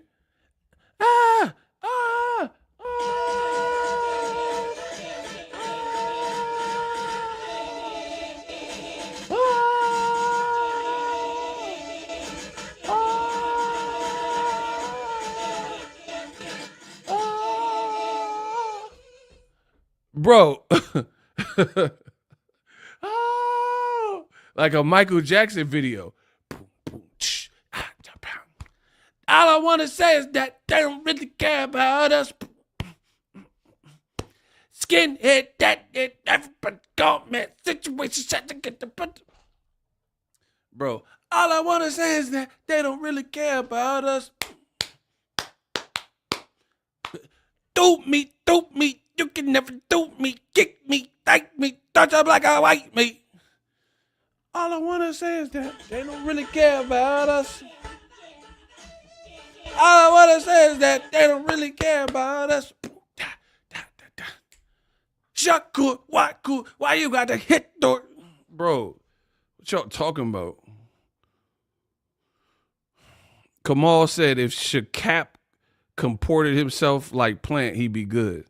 Bro, he need to plant his feet and throw some power shots or something. Ray B, snack not working. Shakur may need real Roy X blood. Come on, bro. Bro, that's a good point, though. How you go to snack and get weaker? Bro, how you see Victor Conti and get weaker? Like, dead homies. Or listen, on dead homies, bro. How you go see Victor and get weaker, bro? How you see Balco himself and get weaker on dead homies on forward them? That don't even make sense, bro. How you eat them snacks and Lunchables and perform worse? Like, you ate the snack Lunchables and snack packs and broke both hands or whatever. Against the guy. That's why I said you should have canceled the fight. Rescheduled the Floyd Schofield. Because then we could at least give you somewhat of credit, I guess.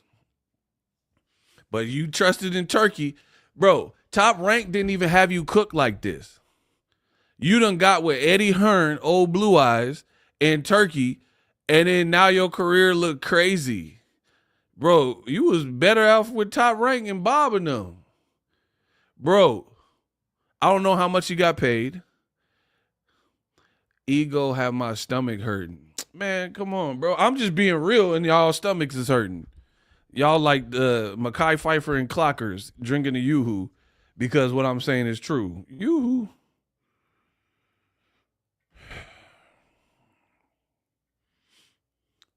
Bro. And then the reason I don't be having faith for no fighter like Shakur, and I'm going to explain why. So I don't look for this stuff to improve. You know why? You know why I don't have no faith in Shakur? Say why, Ego, and I'll tell you. I'll tell you the reason why I don't have no faith in Shakur improving in these areas that I'm criticizing. Okay, Business Brain said why. Okay. Say why, Ego, and smash the like button. I'll tell you.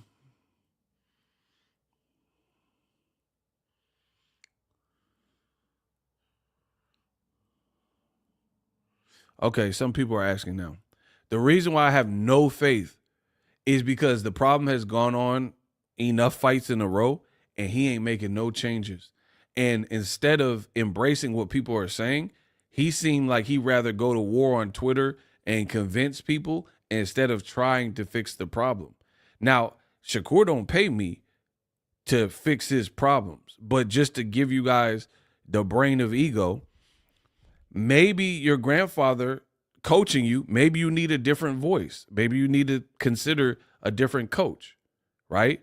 Because maybe you guys are too close. I get he got you a hard decision. And I'm not slighting his grandfather because what I heard, his grandfather does good coaching advice. So it's not even that. But sometimes in these relationships I've seen with fighters is they have someone they're too close to or a family member, they stop kind of respecting them. And that's what might be happening because the grandfather, all the stuff he was saying in the Artem fight, Shakur was talking over him. He was like, yeah, man, okay, don't worry about the knockout, bro. And he's like, man, I'm going to knock him out. I'm going to knock him out. Ah, ah, ah. So you might be too, it not even that he's a bad trainer. I don't believe that. But it might be you too close to him and you too comfortable with him. And the voice is like it's one thought process. So maybe how he sees you should fight, maybe there's somebody else out there who has a whole different outlook of what you should be doing. You see what I'm saying? But the fact that Shakur is like talking over him, maybe that has run its course. So that's one example. Two, if your hands keep breaking, that is something you need to find a way, a fix. You shouldn't, I get it. Boxing is strenuous, is grueling. Maybe you need a better hand wrapper, right? You're making more money. Maybe you need to find out like if I was making Shakur money and I'm the fighter, these are my money makers. I got to find the top dude. Just like you see people get a bag and then they get a cut man like Stitch because he a legend. Stitch Duran is a legend in that industry. So you want him. He was in the Creed movie. You want him. You go after find the best cut man. You know what I'm saying? Or the best strength and conditioning coach. Maybe you need someone else to wrap your hands. You know what I'm saying? Because whatever is happening, maybe your hands ain't being wrapped. Or maybe you need, I don't know what he uses and all that, but maybe you need a different glove. Maybe you need war tape instead of this brand. You know what I mean? Like whatever it is. But Shakur, he seemed like more relegated to, Shakur needs good old hand sanitizer to help him build. Come on, bro. Bro, he just seemed like he'd rather just argue with us, YouTubers and Twitter rather than fix these things.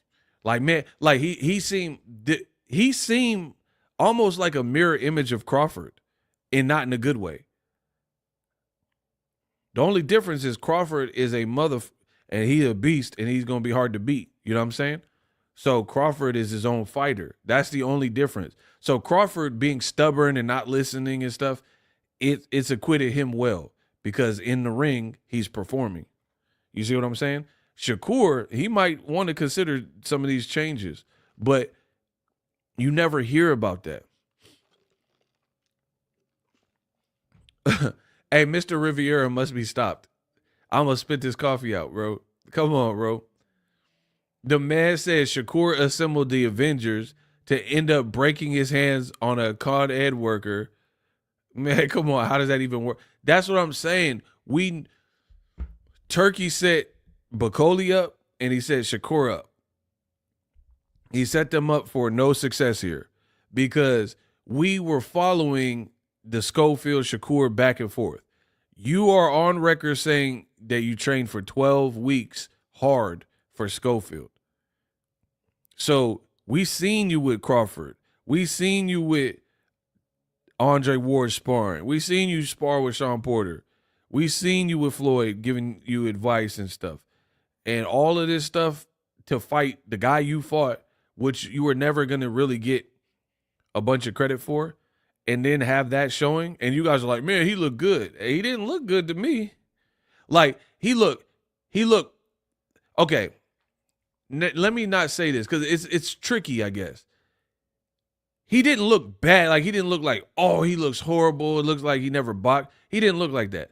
But the reason it takes it down to mediocre is when you start adding all the information you know about it. Does that make sense? That's what changes it. Like, when you consider the 12-week camp versus a 0-day camp, when you consider the opponent and the electrician and he was working his electrical job, when you consider it, just all that stuff brings it down. You consider the guy has no power, that's what brings it down. If like you were in there with anybody who was a bit more formidable and looked the same way, I don't think it'd be reviewed like that. But given the circumstance, it just can't be rated high. And people are like, oh, man, he looked amazing. Bro, all right, put Tank. Bro, if Tank fought the same dude, it would look like when Abner Matas pulled out last minute and they got Hugo Ruiz and Tank broke his nose and knocked him out in one round. That's literally how this fight would look. Literally how it would look.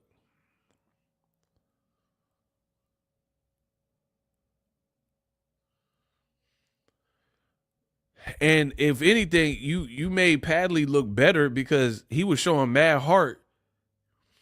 If he would have fought Tank, there ain't no showing heart. Your body going to shut down. You see what I'm saying? Padley was like turning you. I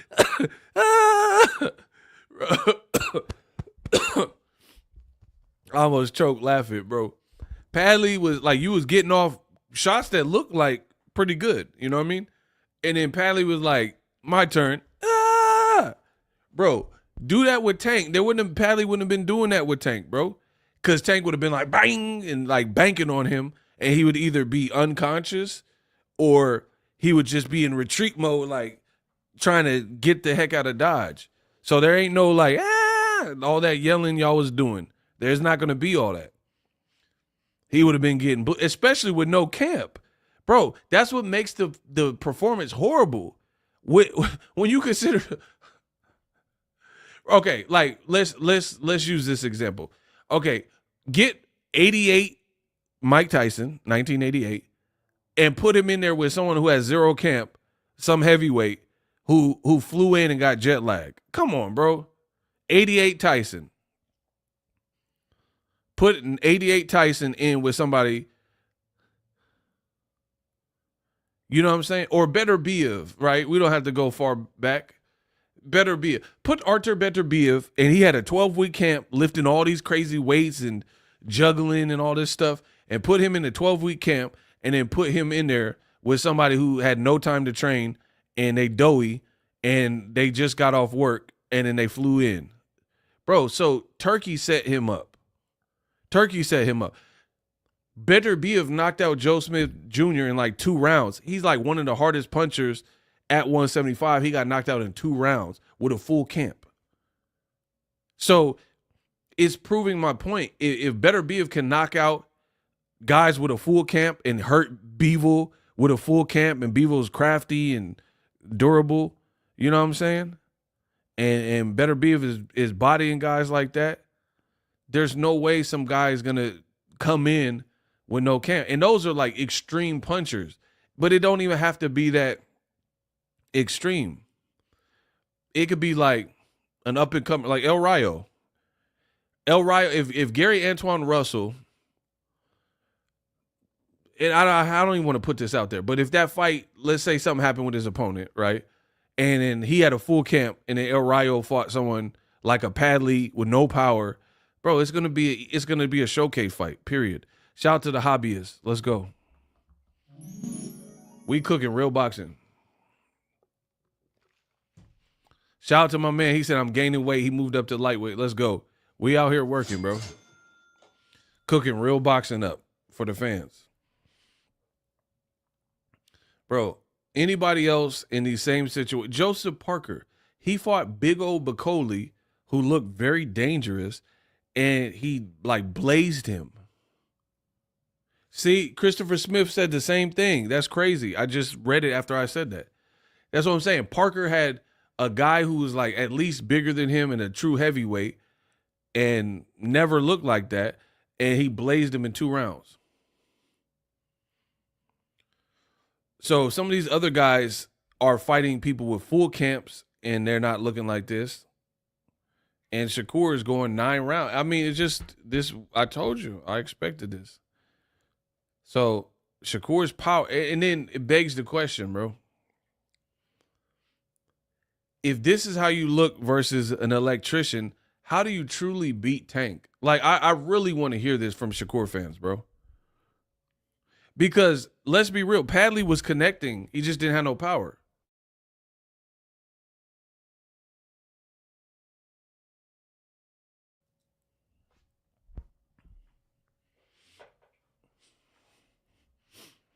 I need y'all to explain that.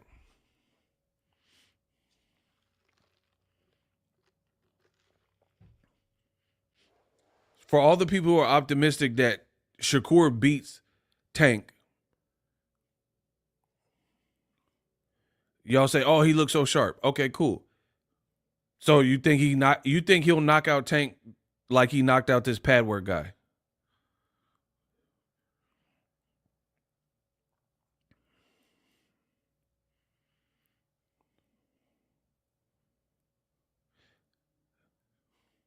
Rude Boy said they don't have an answer, they sleep.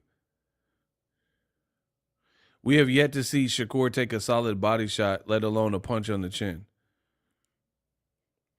I want to hear it too. I just don't see him beating Tank at all. But that's what I'm saying. These dudes are like acting like they really are hopeful. And it's like, I want to hear this argument. I really want to hear the argument. Okay, the writing is on the wall and they trying to play dumb. Shakur hurt both hands versus an unknown commodity with no time to prepare. He said he hurt his hand in the Edwin fight. Is he going to beat Tank with 1 or 2 compromised hands? That is one question, right? 2, his power didn't look formidable at all at lightweight in general. But even in the Padley fight, there's no way on earth a guy should have 0 camp, none at all, never fought like world-class like Mexican fighter out of Mexico or world-class American fighter. No fights like that. And he's going 9 rounds with Shakur. Like, and then you guys are making all the excuses in the world, bro. Maybe he will run around the ring so much Tank get dizzy. Man, come on, bro.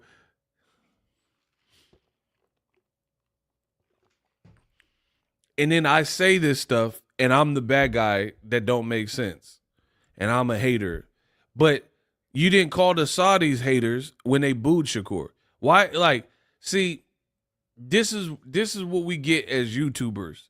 Like, all of boxing's like ailments and all of boxing's like problems. Somehow you guys try to shoot the messenger, right? Y'all be like, "Oh, ego is your fault." So I'm saying I wasn't impressed with the performance, all things considered, and I'm the hater.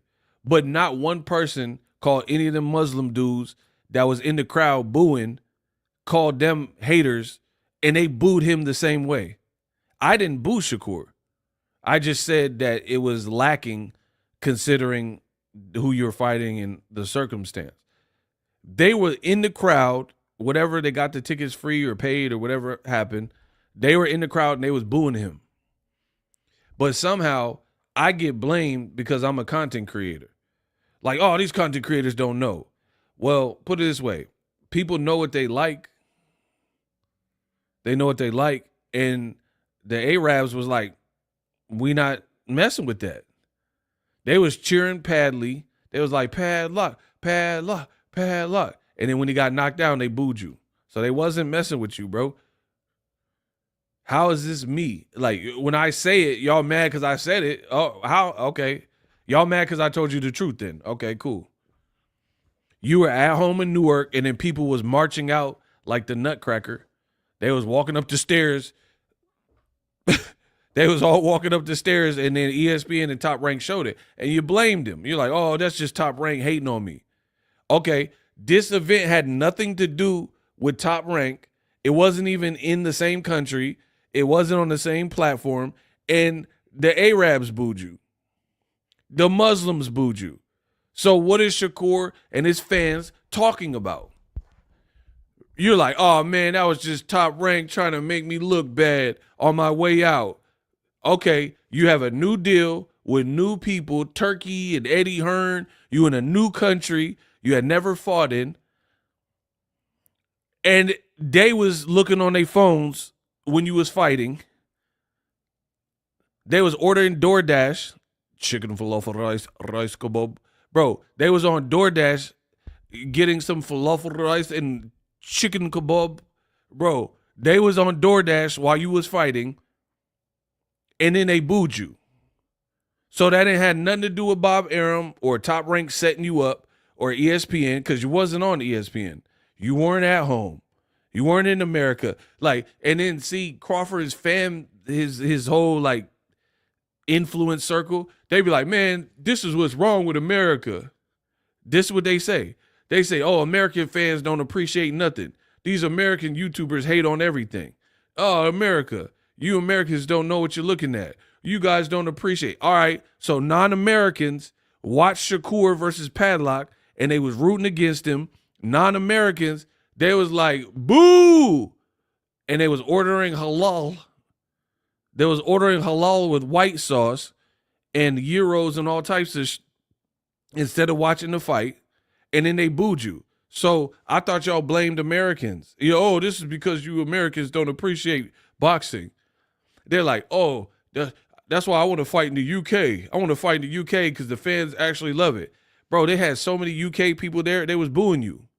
I thought the UK was great. They was booing you. They was like, no, mate, we're not going to take it. You ballad. Shakur, you ballad. This the Padlock. Bro, Padlock, he showed heart. Massive commiserations. Massive. It was massive. Yeah.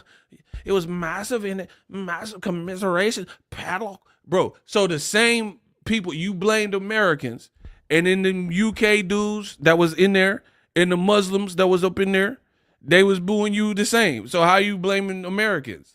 They were like, massive heart, massive bullocks. Yeah, it was a massive commiseration. The way Padlock did, he took the fight in one day and massive risk. Shakur, he just, I don't know, bro. They was out there booing you too. Bro, Shakur is being universally booed. If Shakur fought on Saturn's rings, them aliens would be like, beep, beep, beep, beep, beep, boo. Bro, them aliens, so it's like you're getting universally booed, bro. You could go to Total Recall, go to Mars, Saturn's rings, and them aliens is, I come in peace, Reese's Pieces, boo Shakur. Bro, them aliens, never,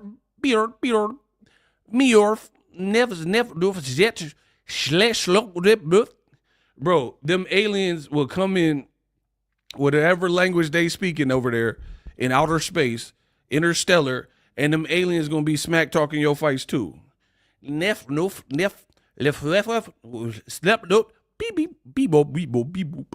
beep. Edie beep beep bop bop. Bro, them aliens like beady beady boop boop. Boo da do do bop.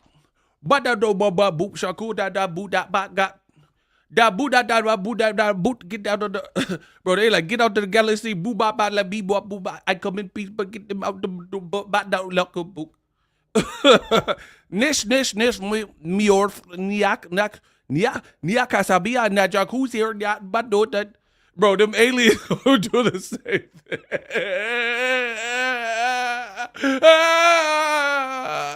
Bro, the aliens, it's like your style is just not clicking with like life forms, and you bad at everybody. Bro, I come in peace. The aliens like beep bop a little beep bop swing. Sweet babu beetle bop, get him out the beetle bop. Bro, they gonna kick you off the planet. You could be Matthew McConaughey in Interstellar, watching the video crying. Bro, them Close Encounters, they not looking at the style and liking it.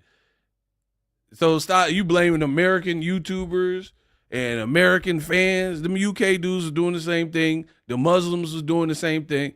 Bro, people are unified. They are unified. Shakur Stevenson is bringing Bloods and Crips together to not be entertained and boo. Bro, they putting the guns down. Bro, all the Bloods. Hey, Blood, you see that fight, Blood? You see that Shakur? That wasn't Bracken on Cedar Block, Blood. And the Crips is like, bro, them Crips is out. Yeah, I caught the fight. Yeah, Padlock was out here tripping. He said tripping on the set and on that. Bro, you bringing gangs together. Bruh, I'm going to have to leave. All right, leave. If y'all got to leave.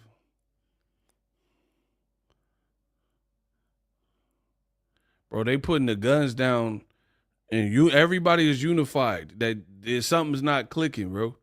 And Eddie got you on a multi-fight deal. Good luck. And they just going to keep clout chasing Tank, cuh. They gonna keep saying Tank name, cuh. They gonna keep saying his name, cuh. Hey, block Bo Lewis. You a rat. Get Bo Lewis the rat, bro. When in doubt, bring up Tank. That's all they do. Get Bo Lewis. He a rat. He like, yeah, but I hear what you're saying. What about Lamont Roach? Am I right? Bro, these dudes are rats. You guys could never take the punishment. Ego be whooping your ass in this conversation. So when in doubt, bring up somebody else. And it's always somebody black that they bring up. Yeah, I totally get what you're saying. Yeah. But what about Lamont Roach? What about Roach? Talk about cockroach. Talk about Tank. No, I'm talking about what I want to talk about. Shout out to Kamal Oz. $5. Shakap Twitterson needs a hand transplant like John Stamos in Scream Queens is crazy. He could also follow Juan Manuel Marquez's method of replenishment. I hope you're not talking about urine, bro. I hope because Marquez was drinking his pee-pee. So I hope you ain't talking about that wee-wee. I don't know.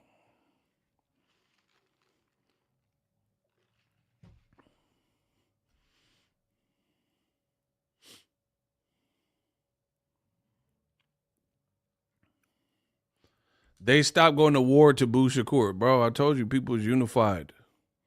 When it comes to the Shakur, everyone, except for a couple Inshakurs, they like, no, this is what beats Tank. All right, bro.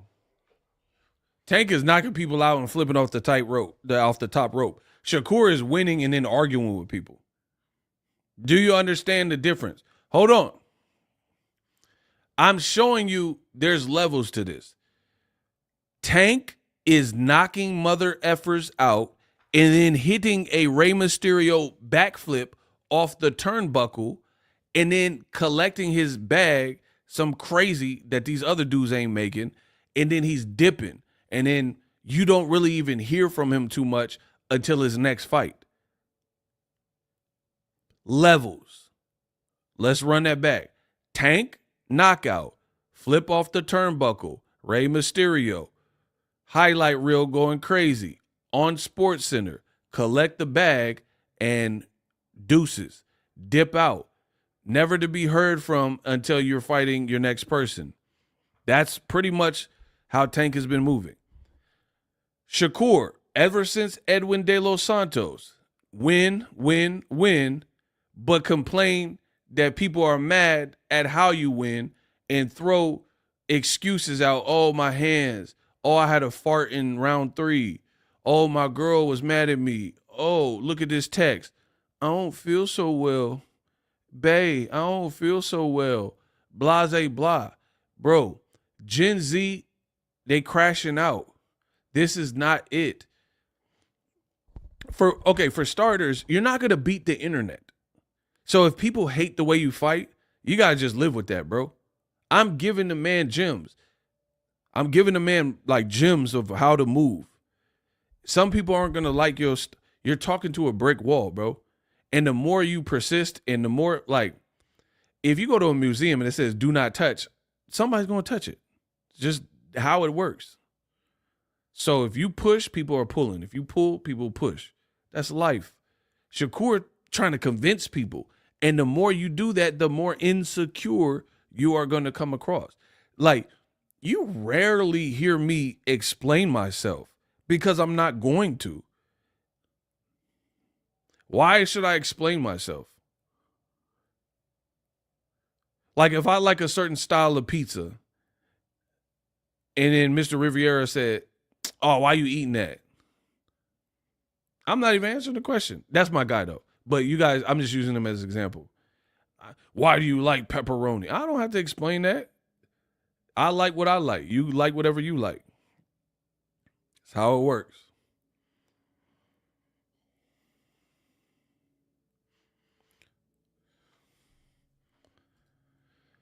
Rockefeller BX, $2. It is the sweet science ego, pathetic in Shakur's. Bro, they're trying so hard. Like, I study boxing. I've been in this industry for double-digit years, longer than a lot of these fighters have been pro fighters, right? I'm not saying I know everything, but I have a good grasp on the business and how things work. Cool. Shakur is doing all this stuff, trying to combat the criticism. He's the only person that wins and seems like so like befuddled with a victory.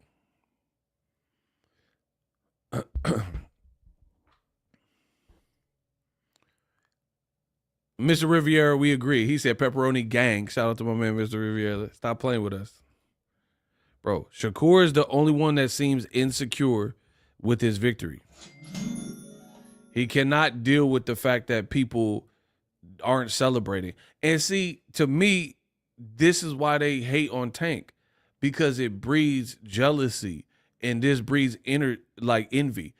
Imagine you feel you're better than Tank, right? You truly do. But he getting all the accolades. He getting the biggest purses. He's selling out. He's the one with the explosive knockouts, and people are like, ooh, and celebrities are turning up for it, and people are reposting it. This is what makes these people, in my opinion, envious, because most of the time it'll tell you about your inner. I feel like, here's the thing. I feel like we're all prone to jealousy and envy as an emotion, like the actual mechanism of seeing and being jealous or envious or almost wishing as a have-not, wishing you have. I feel like we all have that. However, the difference maker is how different people internalize it and how it comes out. But I think we all can experience some level of jealousy, right? But ultimately, that jealousy doesn't have to leak out or be anything that is toxic if you know how to handle it. It's just like success. Two people can come from the slums and horrible conditions and the doldrums of life and all that, gangs, and then one person becomes a millionaire, the other person end up dead or in jail. It's a personal choice. I do believe that.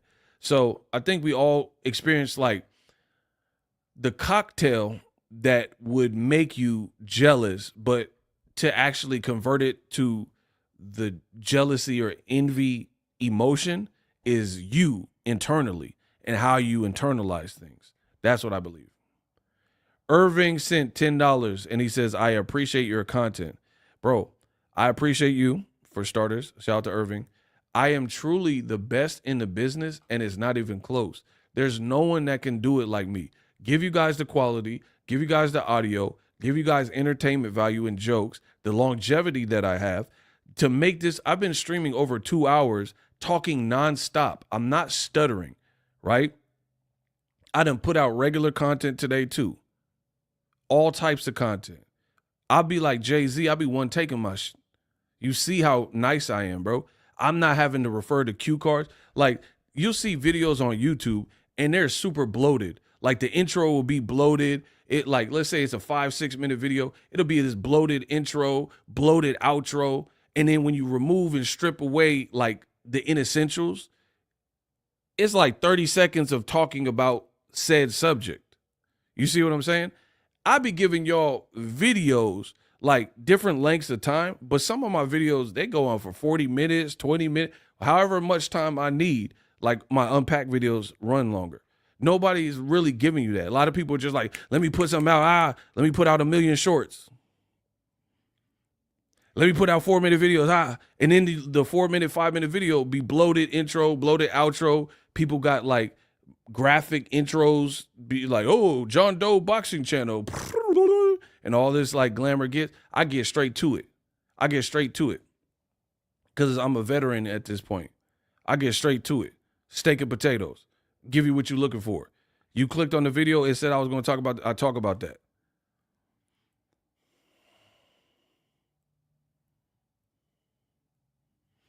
I ain't mad when it be 30 or 40 minutes. I know, because I try to hit all the bases. You know, some people, they be in the gym. I got a lot of truckers that listen to Boxingego, so they be on their car ride so they can do the long form content. If you can't, check out the shorts, check out some of the other videos, or just break it down into listening sessions. But I got something for everybody. I'm really him.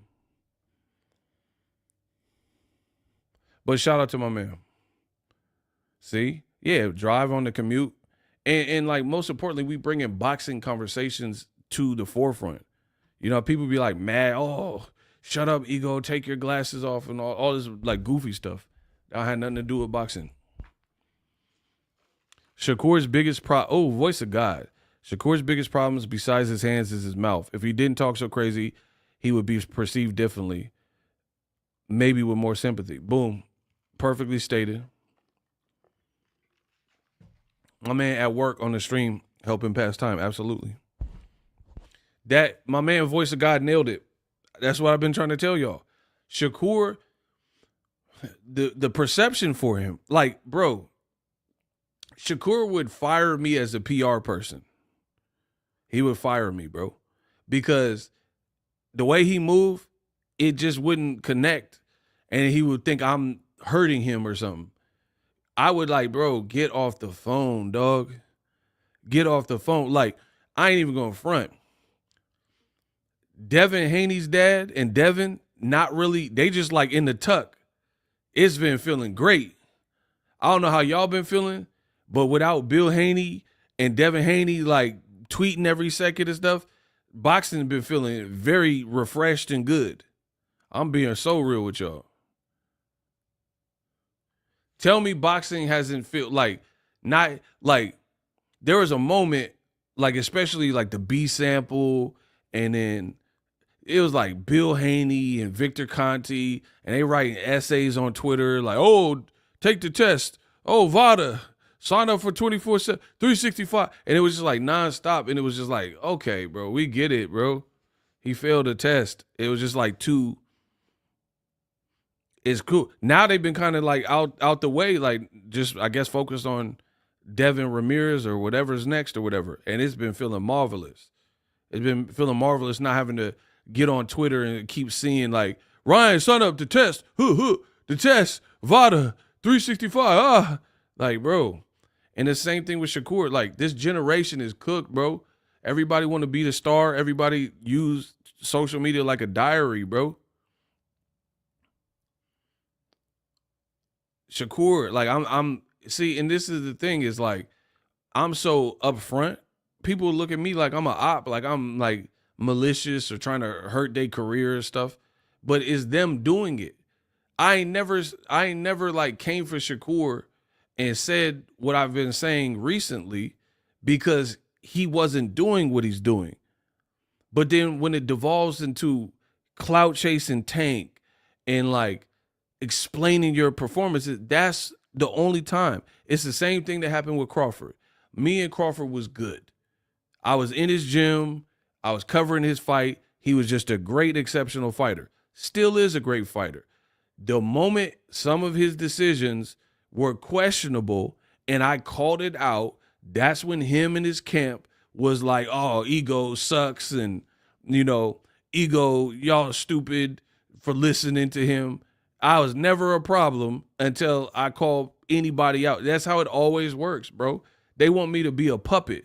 They want me to say every decision that Shakur and Keyshawn and Bomac and Crawford make is perfect and they doing everything right and everybody else's arrows are drunk and Tank is overrated. If I was saying that, which I don't believe none of that, but if I was saying that, then I'll be in their good graces. Look at who Shakur does interviews with. It's like 90% of Shakur interview is white people. And that's cool. Interview with a bunch of white people. Enjoy. And then you an American fighter and you interviewing with like 90% white people. And then it's like British people on top of that. Like all of Shakur's buildup for I ain't see Shakur on no nigga shit. Let's be real. He was doing all kinds of like just weird games or something. DAZN had him on some like games, like put these headphones on and I'll mouth the words and guess what I'm saying. He was like, Mufasa. Like, bro, they got him playing games and stuff. Tank out here with influencers, bro. Like, you're not going to make it as a brand in America without going through American brands. Do you understand this? Like, people got mad at Tank. Tank was with that Bubba. Bubba Dubba. I don't know his full name or whatever. The Bubba Dubba dude, black content creator with reach. I seen him with this light-skinned black chick. She was doing the interview with him. There's the other homie that be in the car. He's like a Keith Lee dude, right? And he be eating and going traveling as a food critic. Tank interview with him, mixing it up. Shakur Stevenson is like 90% of his interviews been like UK dudes. Good luck. Good luck becoming an American star like that. Because we ain't really checking for that. Bro, if Shakur did an interview with Boxingego, it would be up. We don't have to agree. It would be better for you than all this other stuff.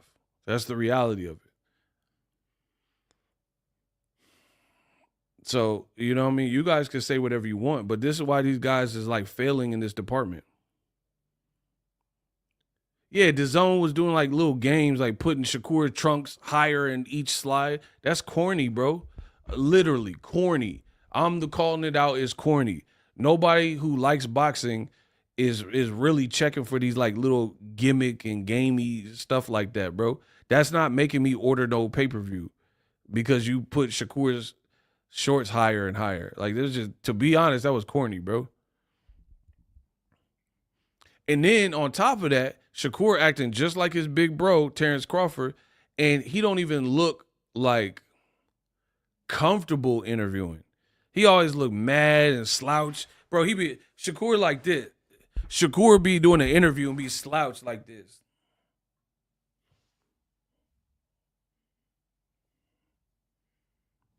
They be like, what's your Mount Rushmore? Bud. Bro, these people need strong PR teams, bro. Like, why is Shakur doing interviews like this, cuz? Why, like, do you not want to be there, bro? Like, this come with being a star. This come with it. You already don't have a style like Tank or Better Beav or Bevo or whoever. You already don't have that, like, mad exciting style. At least you could be like Rolly and then make up for it and have some charismatic interviews, tell us about yourself, you know what I mean? Stuff like that. You don't fight like Virgil Ortiz, cool. But you could at least, you know what I mean? Like, be dynamic on the mic. Shakur be like this. Like he mad or something. Like he like above everybody. This is bad. Like, why are you so closed off? Why are you so closed off? Why are you so like anti, mad at the world acting? You see what I'm saying? Like, we be having fun in boxing. I be telling jokes, having fun. Life is good, bro. Shakur just be a slouchy and like a mad Muppet face. Just like Crawford. Like you hate the media or something. Like, again, that's why Shakur, I feel like his interviews don't be really going up. Who wants to hear an hour podcast of Shakur and he look like he don't even want to be there and slouching and looking like, you know what I'm saying? Like, you got to get, I talked to Errol Spence one time and he said he don't like interviewing. Like, he don't like the media stuff. But he started getting good at it. You know what I'm saying? He started getting good at it because it's part of the job. Imagine if I don't like, somebody said he got a liar's body language is crazy. Imagine if I didn't like live streaming. If I didn't like live streaming, I kind of got to get over myself because this is a great way to connect with the fans. It's a great way to make money. I mean, we had Chad send a $500 super chat last night. So as a business, whether I like streaming or not, I better get with the program because for all intents and purposes, it makes sense. Kamal says fighting at Alcatraz is a gimmick and stunt, but if you were to choose someone to fight there, wouldn't it be the so-called outlaw rather than Teofimo? I wouldn't put Shakur there. I'll lock Shakur up in Alcatraz. Now, actually, lock Teo up. Yeah, nah, I take that back. Lock Teo in Alcatraz. Yeah, I would lure Teo. He doing all that monkey talk, bro. It would be a setup. They'd be like, "Yeah, your fight's right this way, right there in that cell," and he's like, "Huh?" And clink, and I'll close it. Like, until you apologize to black people, bro. Yeah, all that monkey talk, being D-block.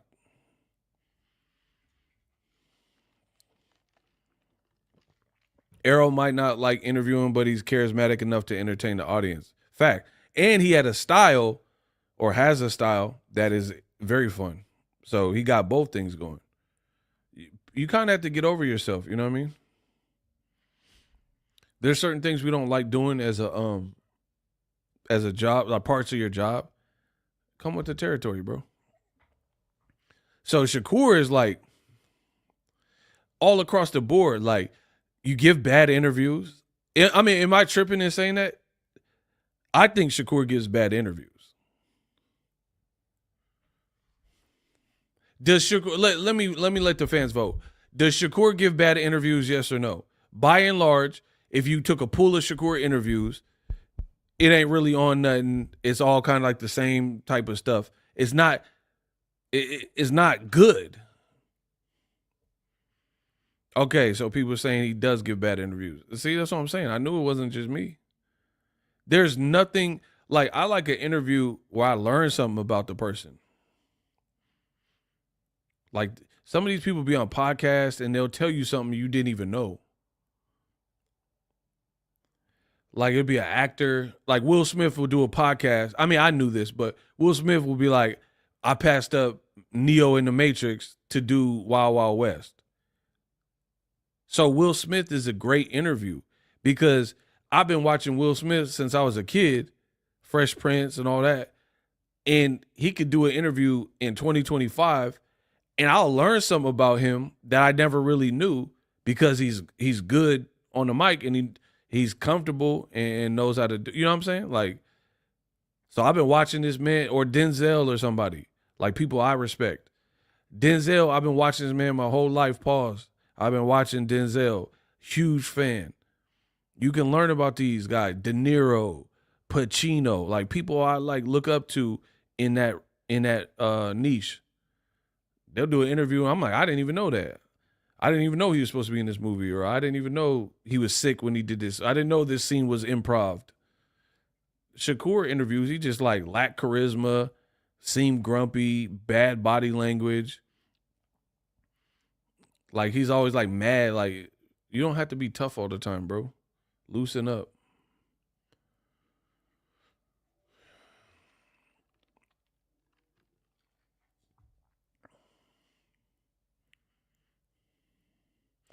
Kobe Bryant. Oh yeah, come on. Y'all know I'm on Kobe. I'm on Kobe interviews all day. That's what I'm saying. Like Kobe will tell you stuff. Like Kobe will like, when I would get ready for games, I would put the Halloween instrumental, John Carpenter. He will put that on the loop to really lock in. That's like, he's telling us about his mindset, the level that he goes to as a competitor. He said it's like Maximus Decimus Meridius. You get into that character where he got the gravel and the sand and put it in his hand, smell it, and get ready to get busy. So he would have these rituals. I love stuff like that. Shakur probably has that. You know what I mean? He probably has like little things that he good luck charms, but he don't really reveal none of that. He like too closed off, and like all he talk about is bud. You know what I'm saying? That like, and then like, man, come on, bro. And they be doing these like games now where they like rank people or who's your Mount Rushmore, and it's like too predictable, bro. It'd be like, and like some of these dudes are so, they talk bad about us YouTubers, but they be so biased that they don't even realize it. They just be saying whatever. It'll like, they had one with Shakur, and it was like who got the best jab, and he would like say somebody, and it was like he hadn't said Bud Crawford's name, so the last question was like, who got the best resume, and he was like Bud Crawford. Come on, bro. In boxing history, Bud got the best resume. You just want to put him on the list, bro. So it's like, come on, bro. Ain't nobody who really watches boxing believes that Bud Crawford got the best resume. Even with all them undisputeds, no, stop. And nobody believes that, bro. In boxing history, Bud has the best resume? All right.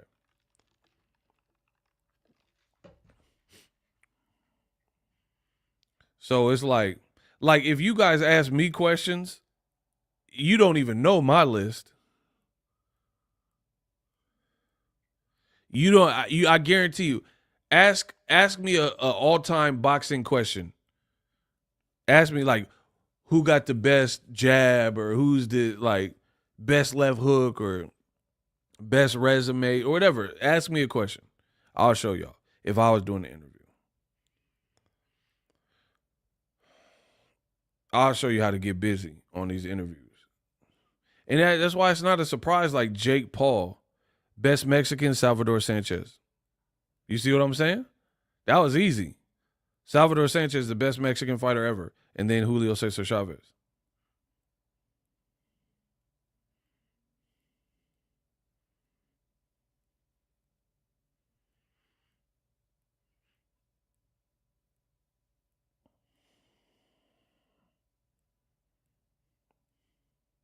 Best fighter on the ropes, Floyd. I love Floyd be getting busy on like off the ropes. I would say Floyd, bro. Floyd can languish on the ropes and be defensive and counter. Floyd moved different, bro. I've seen Floyd and he like sting you and hook off on Floyd. I'm definitely picking Floyd. Who else? What else y'all got? Greatest lightweight. For me, I would say personally, Roberto Duran and Shane Mosley. My list would be Roberto Duran, Shane Mosley, They're up there for me. I would say those are the ones that come to mind for me, like really like clean house. Like you wasn't beating Shane Mosley at lightweight, bro. Shane Mosley was a great. People forget about him. Shane Mosley was a problem at lightweight. Kelvin sent $10. Let's go.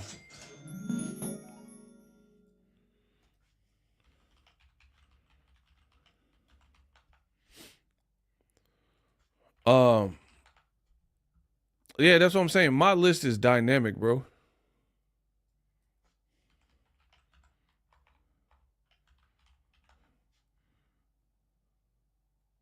My list is dynamic. Salvador Sanchez, greatest counterpuncher I ever seen in my life. Fair. And then like for lightweight, I would also say the best lightweight like could have been story, Edwin Valero. That is, I feel like Edwin Valero is the like untold story of like could have been big and huge, but how it played out for him, it was all bad. But yeah, Edwin Valero would be like probably the guy where it's like super potentialed out, but you know what I mean? What happened with Edwin Valero was a problem, bro. Best UK fighter? Nobody. None. Bro, UK, I mean, realistically, it would have to be, for me, Lennox Lewis. Ain't nobody messing with Lennox. But he a transplant, I think. So, if it's UK, I would say Lennox Lewis. If that count, then I'm picking Lennox. Because Lennox, he got all of his losses he avenged by knockout. It got to be Lennox. Lennox would stomp today's heavyweight division too, especially with the teaching of Stewart.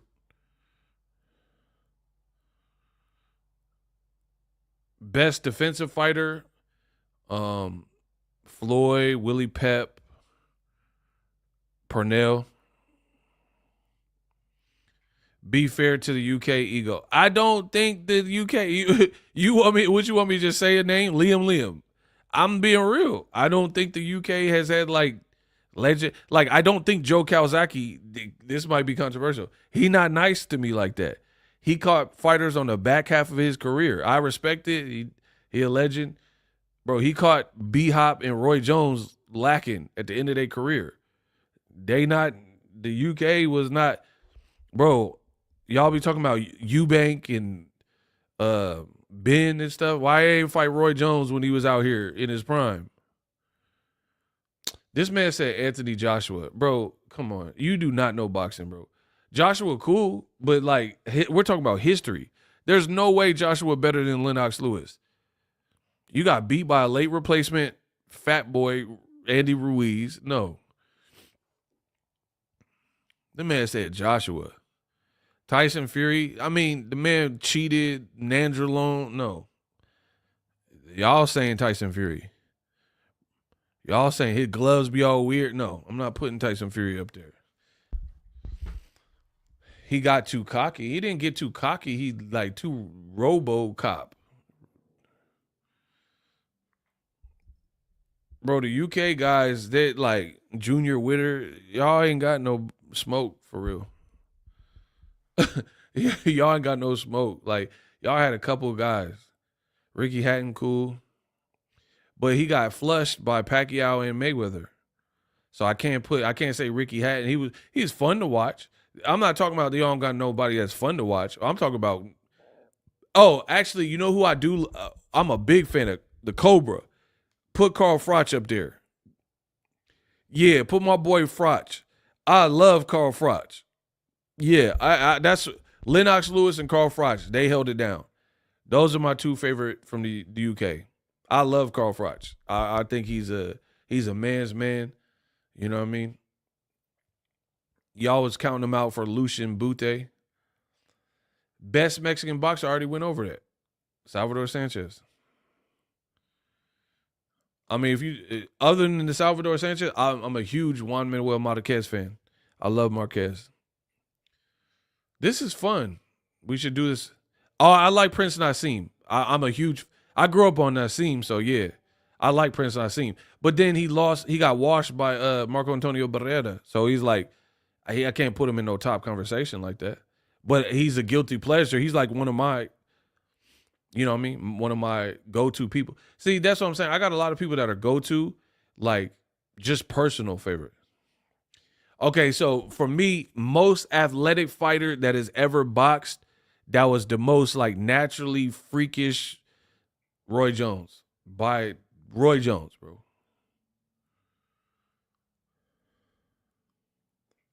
Roy Jones is the most freakish athlete ever to grace boxing.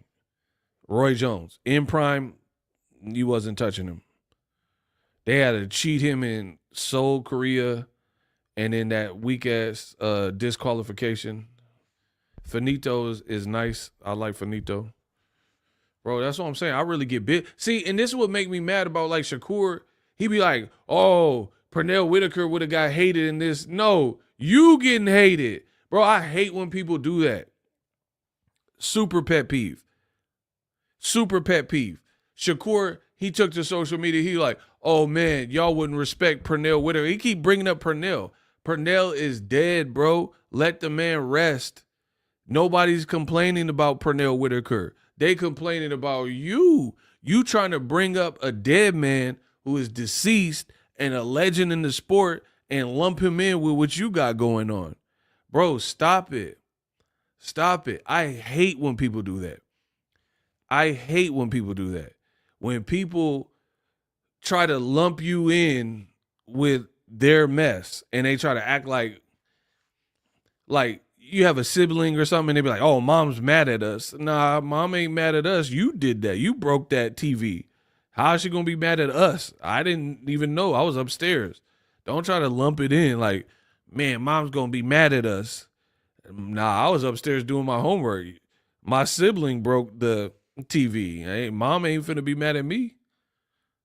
That's Shakur. Shakur is so insecure to me that he trying to lump other people in there.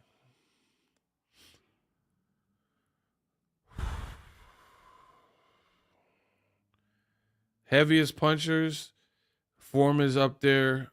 Julian Jackson is probably the guy. Julian the Hawk Jackson powers. Bro, he would hit people, they look dead. So it would have to be the Hawk, George Foreman, Ernie Shavers, and Wilder. Bro, I really do this boxing, man. Come on, bro. Bro, Wilder, I'm telling you, my list, y'all not messing with my list, bro. Y'all not messing with my list. Tell me a better power puncher all-time list than that.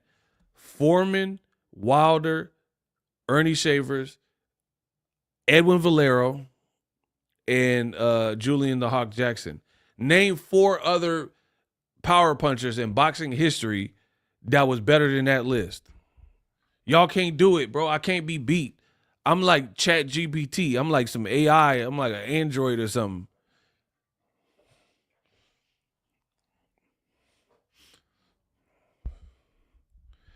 Wilder is freakish for sure.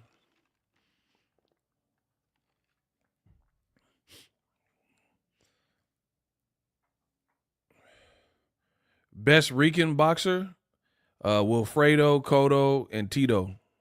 Easy. And I like Hector Camacho. Bro, y'all can't stump me. I'm boxing. He said best. I don't even know the questions, but I nail them every time. He said best Ricans. Wilfredo, Cotto, Tito. Which one? Pick one. Wilfredo, Cotto, Tito. And we're going to throw in Hector Camacho. All-time best, or actually, I don't know about all-time, but really good left hooks. Tito, Nonito, Ryan Garcia, David Tua. Bro, y'all can't defeat me. Y'all can't defeat me. Name some left hooks that is crazy better than what I just said. Felix Tito Trinidad, Nonito Donaire, Ryan Garcia, and David Tua. Bro, that's a list. That's a list for your. We could put Roy in there. Okay, Roy's Captain Hook. Roy can go in there. Roy was good at everything, though, to be honest, in his prime.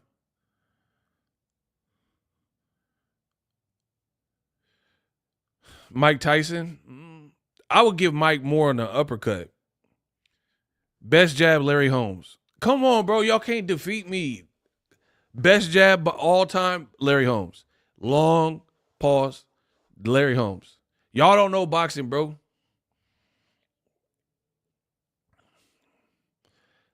Best offensive style mixed with defense, like where they got a crazy good offense and defense. For me, James Toney, Floyd, like where they'll mix you. They not like Ruslan Provodnikov is an offensive guy, right? Virgil Ortiz is like mostly on the offense, defense be cool. Floyd and James Toney, they giving you both looks. They got a crazy, I mean, you gonna get the Philly shell. Floyd, like, you know what I mean? James Toney, one of them ones.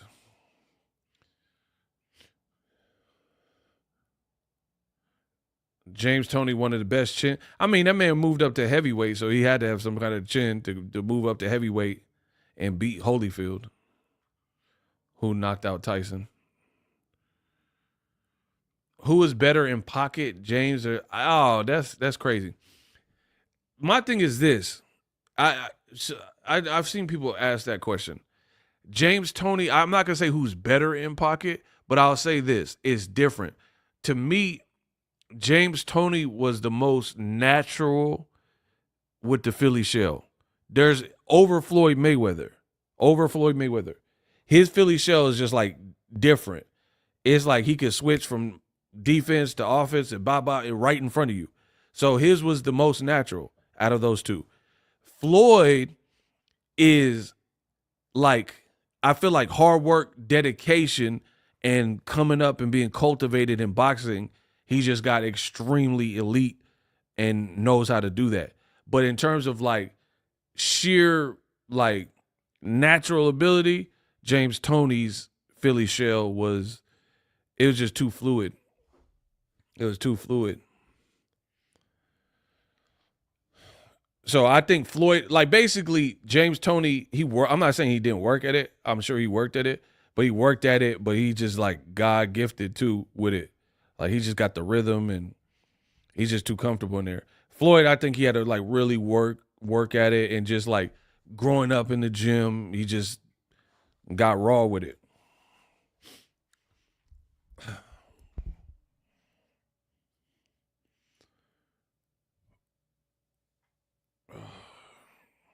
Bro, I told you my list be on point. Love your takes, fam. Make sure y'all smash the like button. We just kicking regular boxing. I seen James Toney Barkley. I like Tony and Ruiz and Tony Holyfield. Them my fights too. Best fighter, never won a title. There's a couple. David Tua, Ika Beabuchi. I think they were really good that never won a title. This generation, Ryan Garcia ain't never won a title. He's good. He's good at what he does. You know what I mean? Best counterpunchers. Ooh. Mayweather, Juan Manuel Marquez. Those are my go-to. Who else was countering like that?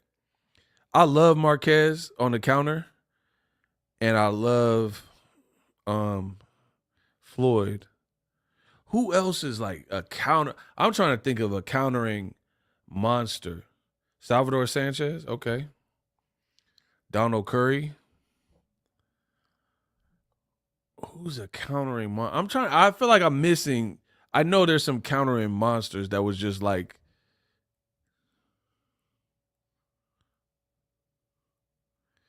Oh, Winky. Now we talking. Pernell Whitaker was definitely up there. Lotta, okay. Smoking Joe, Roberto Durant. We might need to do these rundowns more often. It seems like you guys are enjoying them.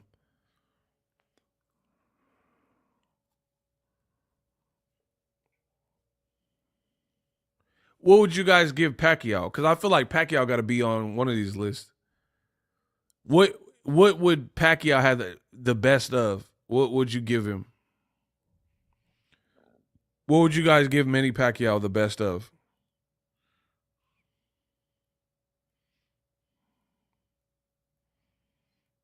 Combos? Oh yeah, he definitely go on the best southpaws ever list. Okay, I love that. Joe Cook, you was cooking. You was cooking with that.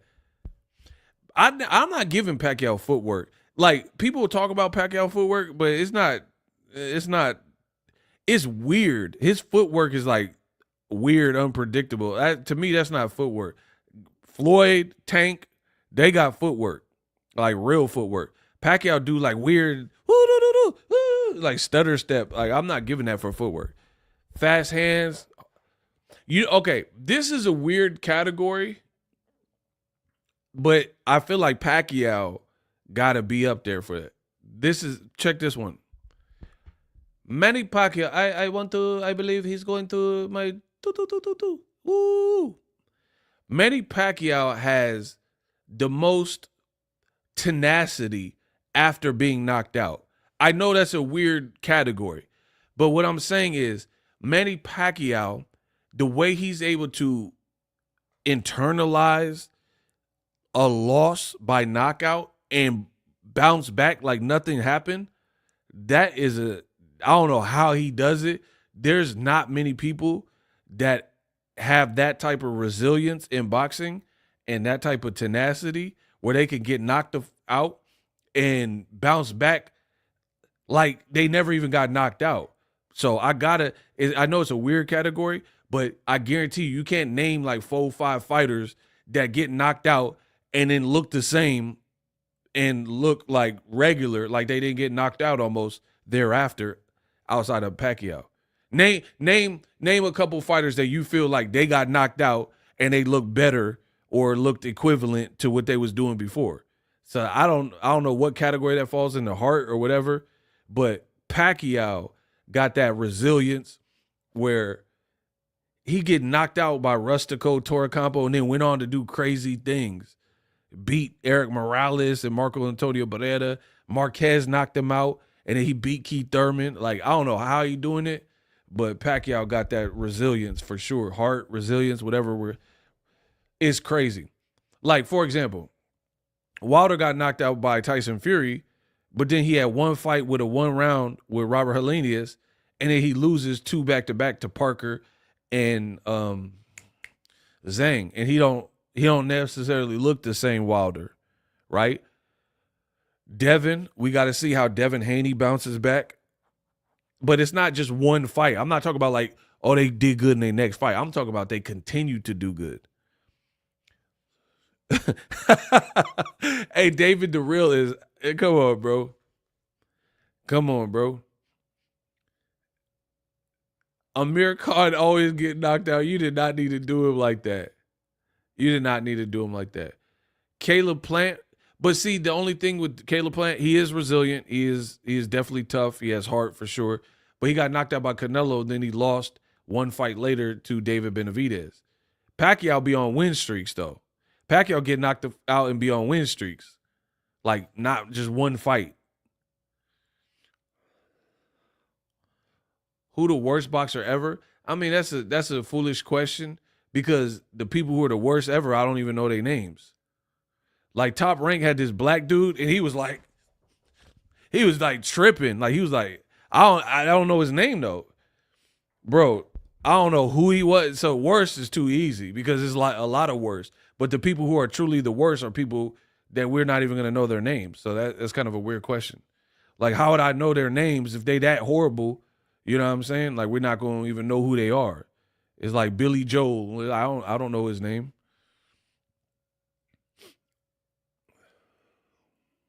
You don't really get remembered for being worse. You know what I'm saying? Like if I say who's the worst rapper, like I mean, you can only, there's probably whatever worst rapper you think of, there's probably someone on the underground who's worse, but you just don't even know who they are.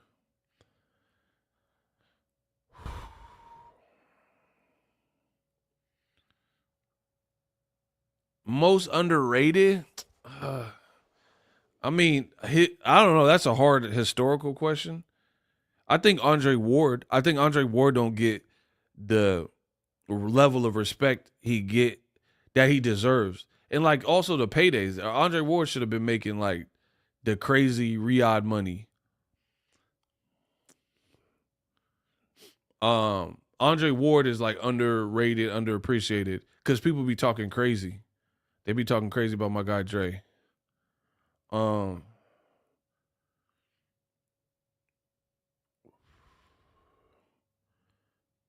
Yeah, okay. Voice of God know what I'm talking about. Yeah, Top Rank, they should have never put that guy in. That's like not safe either.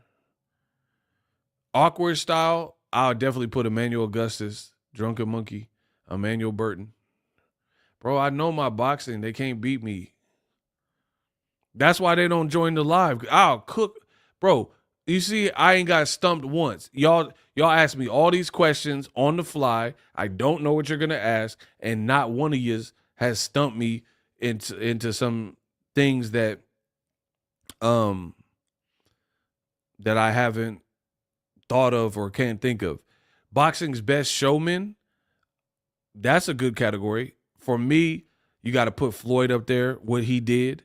Muhammad Ali, best showman ever, Prince Nassim. Bro, my lists are impeccable. You guys can't defeat my list. Best showman in boxing, Roy, Floyd, Ali, Prince Nassim, Hector Camacho. Bro, you guys cannot defeat my list, bro. My starting lineup is crazy. My starting six is crazy.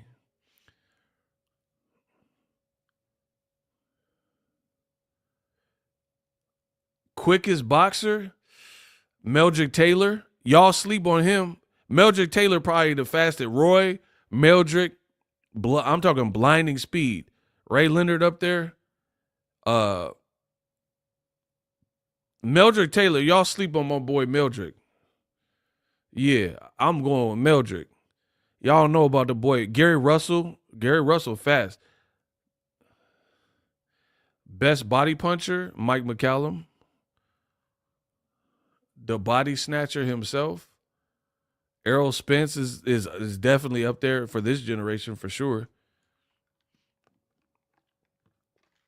Yeah, Gary Russell up there. Meldrick Taylor up there. Them boys was fast. Roy's up there.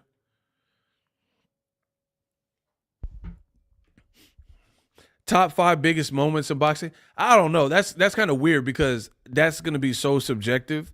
Top 5 because I wasn't even born. Like if Ali and Foreman, I wasn't even born. So like, you know what I'm saying? Like that was obviously a big moment, but I wasn't there to live it. So my list might be different than yours.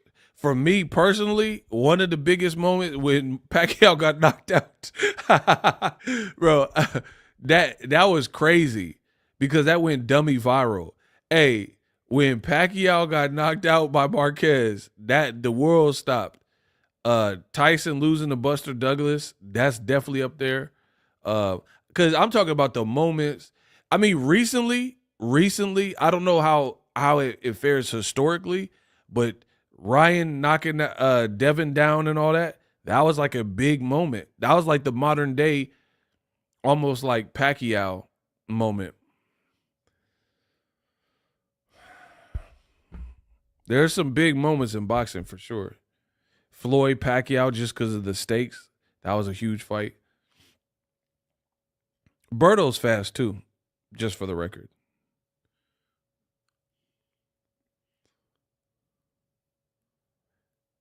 I'm liking the quizzing. Best uppercut, Tyson, Tank. Who else had a meat? I love Tank uppercut and I love Tyson uppercut. Ooh, who else had a crazy uppie? Man, hold on. I know there's some people with some crazy uppie. Hold on. Who had the crazy uppie?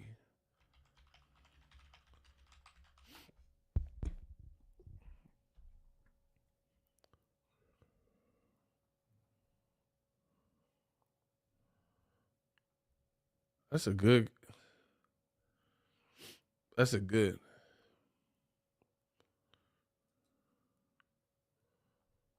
Nah, Tyson uppie had looked crazy. Oh yeah, put Broner on the showman list. Adrian Broner got to go on the top showman. That man rapped. He rapped his own ring walk. Ain't nobody did that. Ain't nobody, bro. Broner rapped his own ring walk. Broner, listen, y'all clowns don't know boxing. I am boxing. Broner walked out with Kendrick Lamar well before this not like us stuff. Broner's like Soulja Boy. He was the first with a lot of stuff. Nah, man, we giving props to AB. Ah, man, you know AB. That boy Broner, AB, algebra books, Archbishop, ain't beating him. The man walked out with Kendrick Lamar well before Kendrick was who he is today. Y'all don't even remember that. I told you, we go back with it. My boy Jesse Carl, yeah. $5. Roy was so fast, he has a clip on YouTube called Roy Jones in 1 second. And literally 1 second, he throws 3 or 4 hooks. Roy is I don't know, he was tripped out. I don't know, that chicken fighting, and he was with them chickens. Them chickens had him right, bro. Nah, biggest hype job, that's disrespectful. I'm not trying to disrespect nobody, bro. Hey, most brittle hands, Shakur Stevenson. Hold on. It's Shakur's. We didn't forget about you. Most brittle hands, most likely to have Butterfinger BB hands that's finna break up in a fight. Shakur. How about that? Hey, Shakur. Shakur. I know y'all still in here. We didn't forget. Nah, bro. We got to put Shakur on the list. Most likely to complain on Twitter. Yeah, Shakur. Put him on that. Put most likely to complain on Twitter after a victory. Yeah, Shakur, he get that. Most controversial boxers, Muhammad Ali. People said he ducked the draft. Mike Tyson, Floyd Mayweather. Because y'all don't remember old Floyd.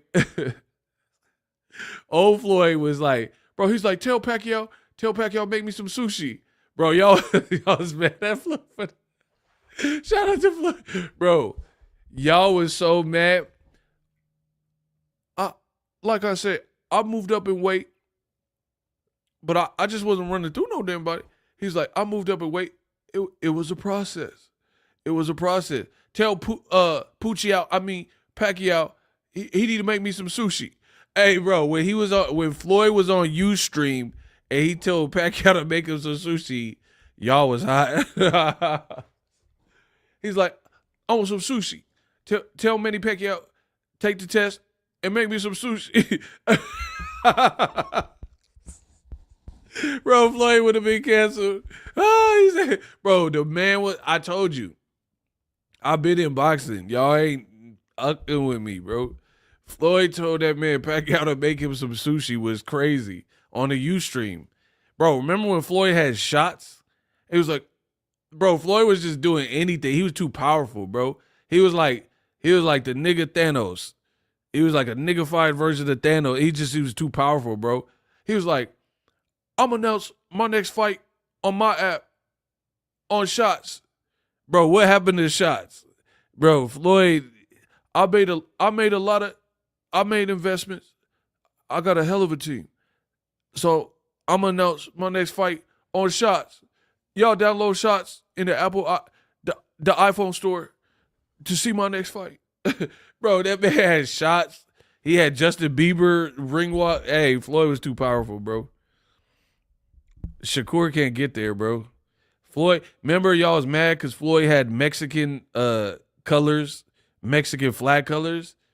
The essays was mad. Hey, orderly, you think that's cool? Floyd Mayweather wearing the Mexican flag colors? He pinche Floyd. Bro, y'all was mad. I remember all these moments, bro.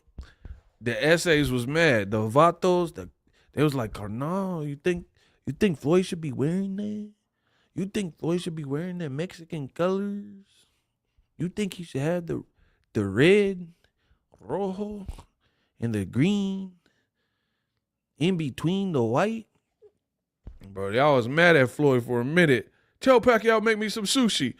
I'm about to go find that clip. Floyd is tripping. He said, I want me a dragon. I want a dragon roll. Tell Pacquiao, make me some sushi. Take the test if you want to fight. Bro, I'm about to go watch all these clips. Floyd was bugged out. He was tripping. There was no cancel culture. Floyd could not be stopped. Bro, he went to the UK and was flipping off them Brits. Bro, Floyd was like, he was flipping off them British teeth. I'm about to go watch all Floyd. I'm about to watch all Floyd clips. He really flipped off the British crowd. And they was mad. Bang Floyd. Ricky Hatton does all that. Oh, Ricky Hatton. Bro, the Brits was so mad. Floyd was in the crowd. He's like dancing. And oh my gosh, I'm about to go watch these Floyd clips. The Floyd clips get me hyped. Y'all doing too much, bro. Floyd's top 5 toughest opponents, easy. Bro, y'all doing too much. I don't know. He ain't had no tough fights, bro. Y'all doing too much. His I mean, I guess, I don't know. I don't know what his toughest fights are, bro. They wasn't really tough like that. Whatever, Castillo. Pacquiao, was a lot of I'm not doing 5, bro. That's doing too much. Emmanuel Augustus, Pacquiao, just given the stakes of the fight. De La Hoya, because he wasn't Money Mayweather yet. That's 3. I'll give you 3. Emmanuel Augustus, that was a tough fight. Emmanuel Augustus, De La Hoya, because he wasn't Money Mayweather yet. Pacquiao, because of the stakes. I gave you 3. So shout out to you for the super chat. Mike Tyson would have been canceled. I'll F you till you love me, maggot. I'm Alexander. I want to see his big... Bro, that's why I hate boxing right now, bro. Because you're all trying to turn my sport soft, bro. Boxing, this is like mano y mano. Cotto fight was not tough. He had a bloody nose. Big deal. Bro, he beat the brakes off Cotto. Y'all don't know boxing. Bro, y'all do not know boxing. That Cotto, that was like the most exaggerated fight. He was beating up on Cotto. He looked sharp. Y'all don't know boxing. I'm the king of boxing talk. Y'all don't know boxing. Bro, the Cotto fight was not like I would never say the Cotto fight was his tough fight. His toughest fight. He was getting with Cotto. I don't see that, bro. Cotto, he almost stopped Cotto in the 12th round. I'm not saying it wasn't a hard fight, but I'm talking about like a tough, like he almost didn't get through it. No. He was lighting Cotto off the ropes. He was lighting Cotto up. Shout out to Jay Mills. I just started from the beginning wanting to show some love just cause, and best in the business, and it's not even close. Castillo, okay, because he had a rotator cuff issue. So cool, that was hard. That Cotto fight, y'all tripping, bro. Like, Floyd won like 9 rounds in that fight. Yeah, shout out to Chief Brew. Call me, that's like, and see, bro, hold on. And then the Shakur fans, they be talking about like, oh, Shakur won 8 rounds and 9 rounds versus De Los Santos. Okay, so watch Cotto versus Floyd and tell me the 9 rounds that Floyd won look like Shakur's 9 rounds. That's what I'm saying. Bro, Shakur is not living up to the expectations. Deal with it. This kid said I could beat Canelo if we were the same size. I would beat a prime Pacquiao. When he was 18, he said he would beat Floyd Mayweather.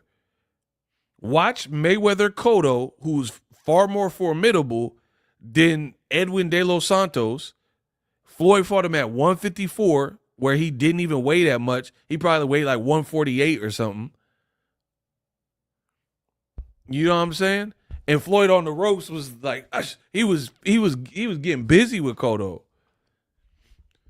Biggest robberies in boxing: Pernell Whitaker, Chavez. Let's go. Meldrick Taylor, Chavez. Chavez got all the biggest robbery controversies.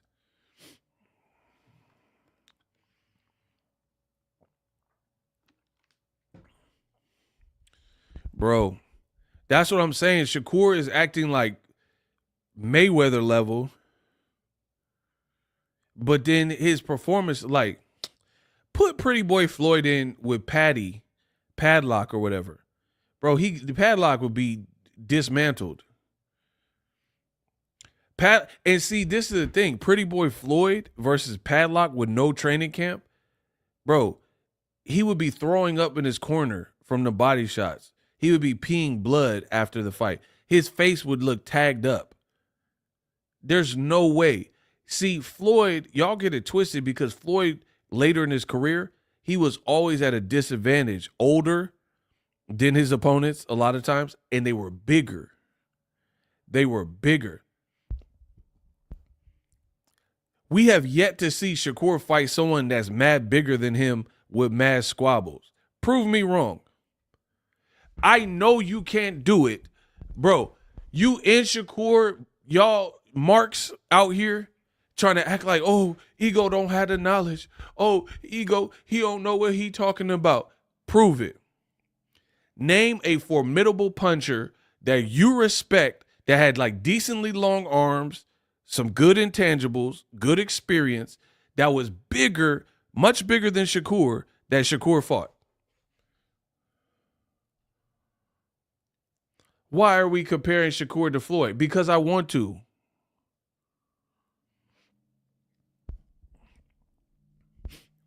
Zab Judah was a difficult fight for Floyd. Shout out to Kamal. Bro, the Inshakurs are so insecure. Why are we comparing Shakur to Floyd Mayweather?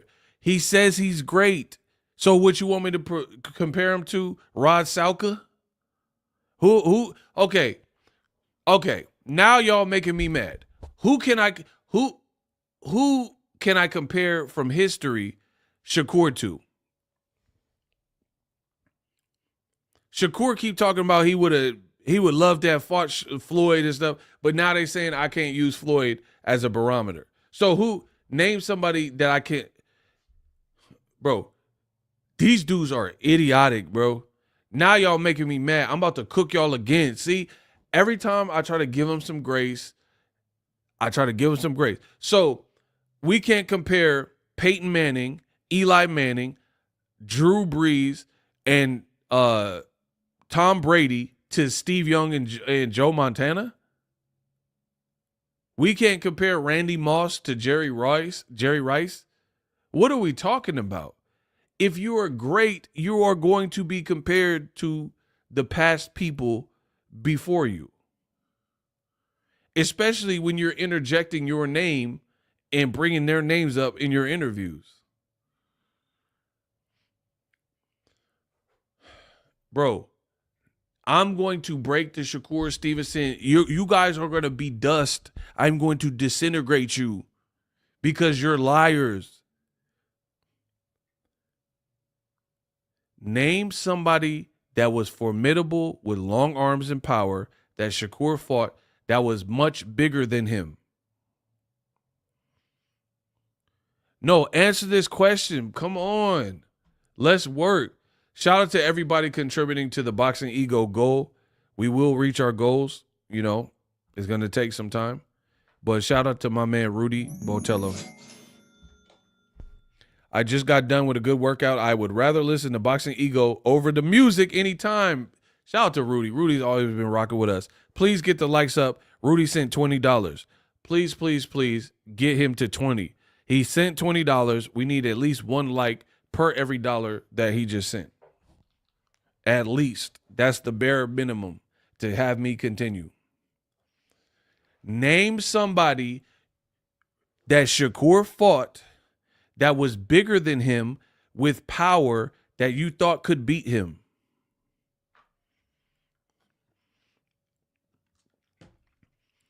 I can tell you people Floyd Mayweather fought that were bigger than him with power that some thought had a chance, like Maidana, like Canelo, like De La Hoya, like Ricky Hatton for real was bigger than him, maybe not taller, but he used to balloon up to like 190, 200, right? Miguel Cotto, Shane Mosley's bigger than Floyd, right? And he fought all these dudes bigger than him. Robert Guerrero's bigger than him. Conor McGregor was bigger than him. Shakur, who has he fought? Because you guys keep saying that he's the defensive genius. Who have you fought to show Corrales? Oh, shout out to Kamon. Corrales was huge. They said Floyd was tripping to take that fight, and it was career suicide. That's what they were saying at the time. Shakur looks bigger than most of the guys he's fighting, Edwin De Los Santos included, right? He looked even in height at best.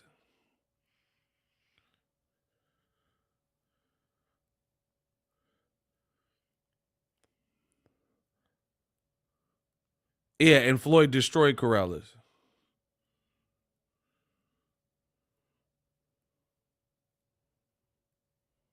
Bro, tell me he don't look bigger.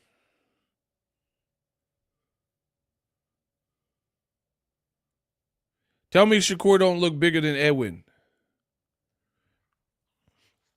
Somebody said he cried more than Keith Sweat.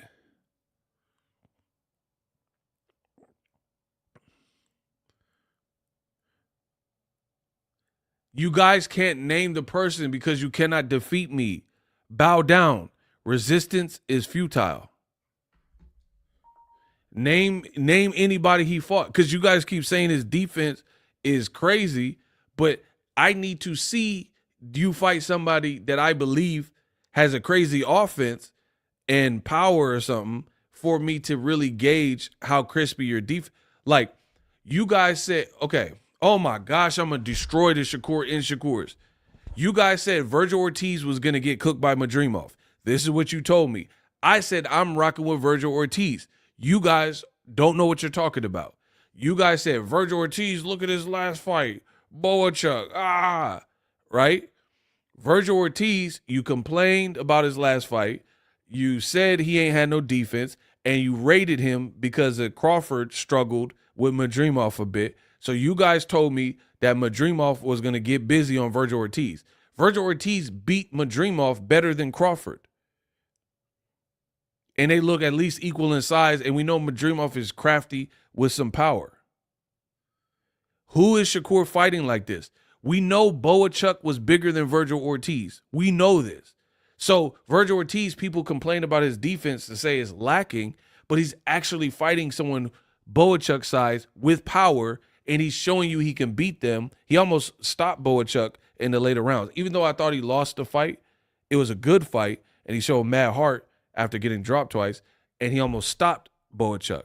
So I'm giving you examples of every other current fighter where they're fighting someone bigger. David Benavidez was looking good versus a bigger David Morrell, a younger, bigger David Morrell. So he looked like the same David Benavidez. Shakur get in there with the puncher, and the punchers aren't even bigger than him, and he does not look like the same fighter. So I can't rate your defense until I see you in there with someone bigger who I think is formidable, because your defense is good at this level. Look, does Shakur look bigger than Edwin De Los Santos?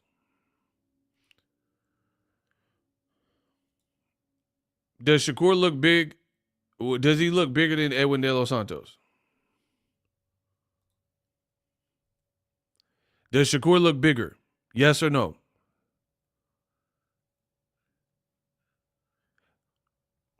Does Shakur look bigger? Yes or no?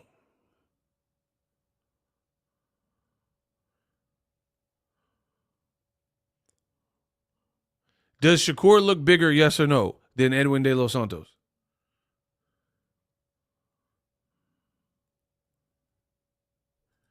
Okay, so prove me wrong. So you're fighting a puncher, yes, in Edwin De Los Santos. You look pretty bad in the fight, and he's shorter than you.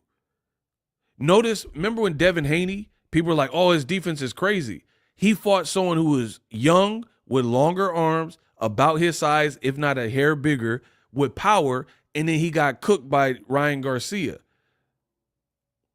This didn't look like Devin versus Regis Prograis. Again, Regis got some power, but he's short with short arms.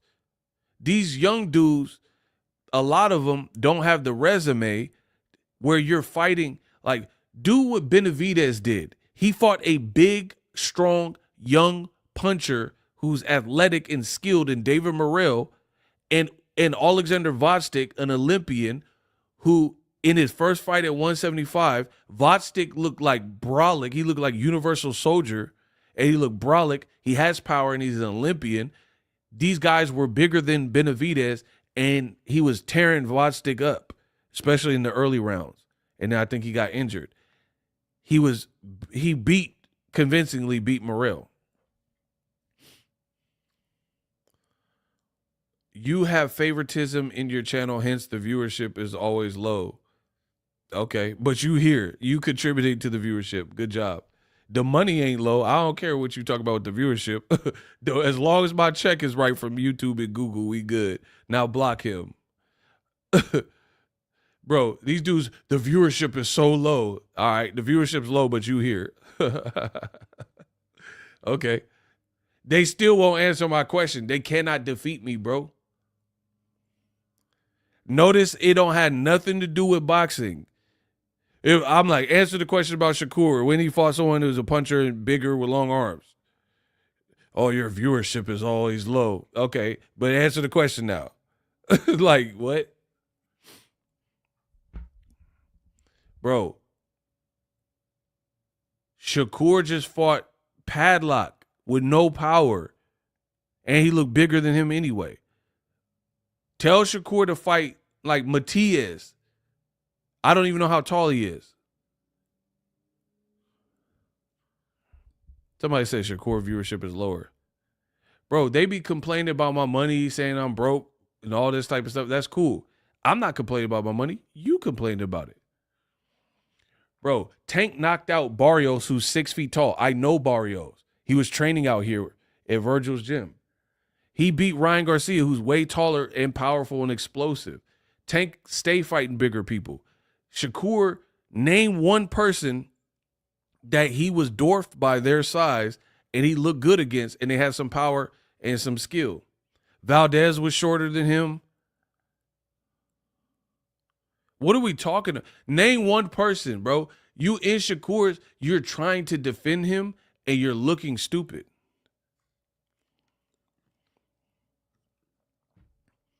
Because you can't answer the question.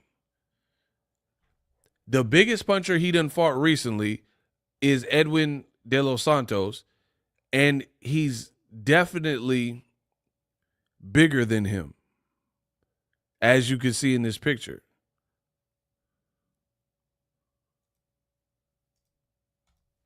And he didn't even look particularly great. Shakur would run out the ring on Matias. That's what I'm saying. Don't tell me about none of these young dudes outside of Tank until they start doing what Tank is doing. None of them. Keyshawn, Ray Ford. Like, Ray Ford looked bigger than everybody he's fighting. And then maybe the Komatov or whatever, that's the fight where you barely got the knockout in the last round. Bro, until I see these people in there with bigger, dangerous guys, I'm not sold on none of their defense and nothing. Because as soon as Devin Haney fought someone equal in size with some attributes to offset his, he did not look like the same Devin Haney. Against the smaller Lomachenko, you barely won. Tank is the only one that's not weight bullying, fighting bigger guys that have power, and it's Tank, so you know they're training. They're training their butts off to steal the moment. The man said Yoshino. Bro, I really should have the shooters block you. Who the is Yoshi? Come on, bro. Y'all can't be down this bad. The man said Yoshino. So Shakur is bigger. So Tank is fighting Barrios, Ryan Garcia, Frank Martin, and so on and so forth. These are the bigger, dangerous guys that he's fighting that are bigger than him. And then I asked the same question for Shakur. This man says Yoshino. But I mean, if this ain't down bad, I don't know what is, bro. The man said Yoshino. Like he's this like commodity everybody was checking for. Bro, Boxingego be cooking y'all. And y'all can't do nothing about it. Bro, Barrios is 6 feet tall, dog. And is holding his own at welterweight now. This man said Yoshino.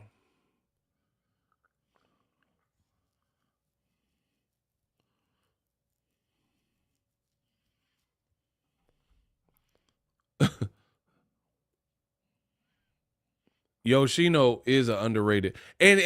Hold on. I just thought of something. Hey, Kamal, should I get him? Hey, Kamal, should I get him? I'm gonna leave it up to Kamal.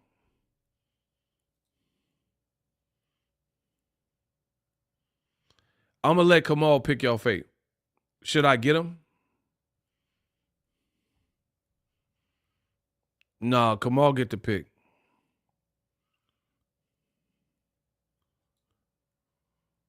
Kamal, should I get him and destroy him?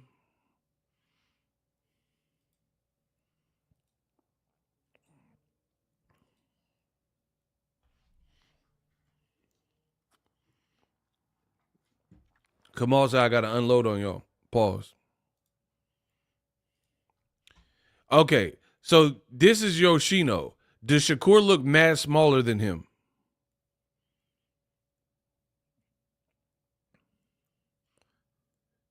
So this is the guy, I asked the question, does Shakur look mad smaller than this Japanese dude? Does he look like super small next to Yoshino?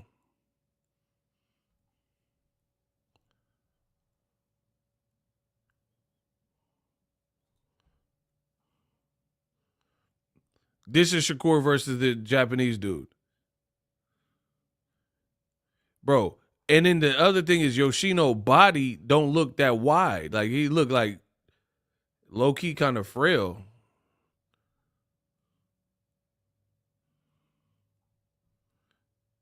Shakur look wide, like even if the dude's a little bit taller, Shakur look more filled out than this Yoshino dude.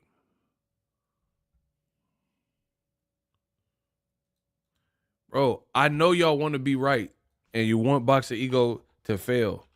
I get it.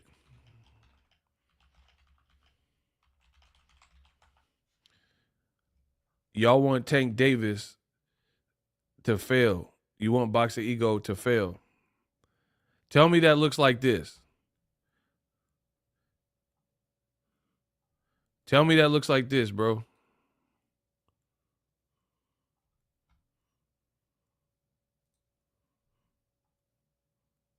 Tell me it looks like the same size differential.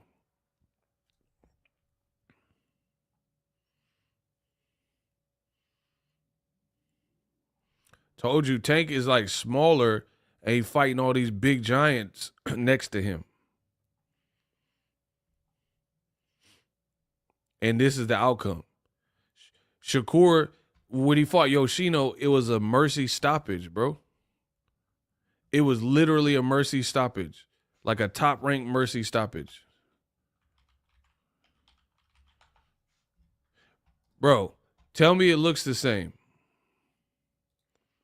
Shout out to my boy, Mr. Riviera. He said, $5, I never want you to fail. That's because you Ego's army. Tell me this looks the same.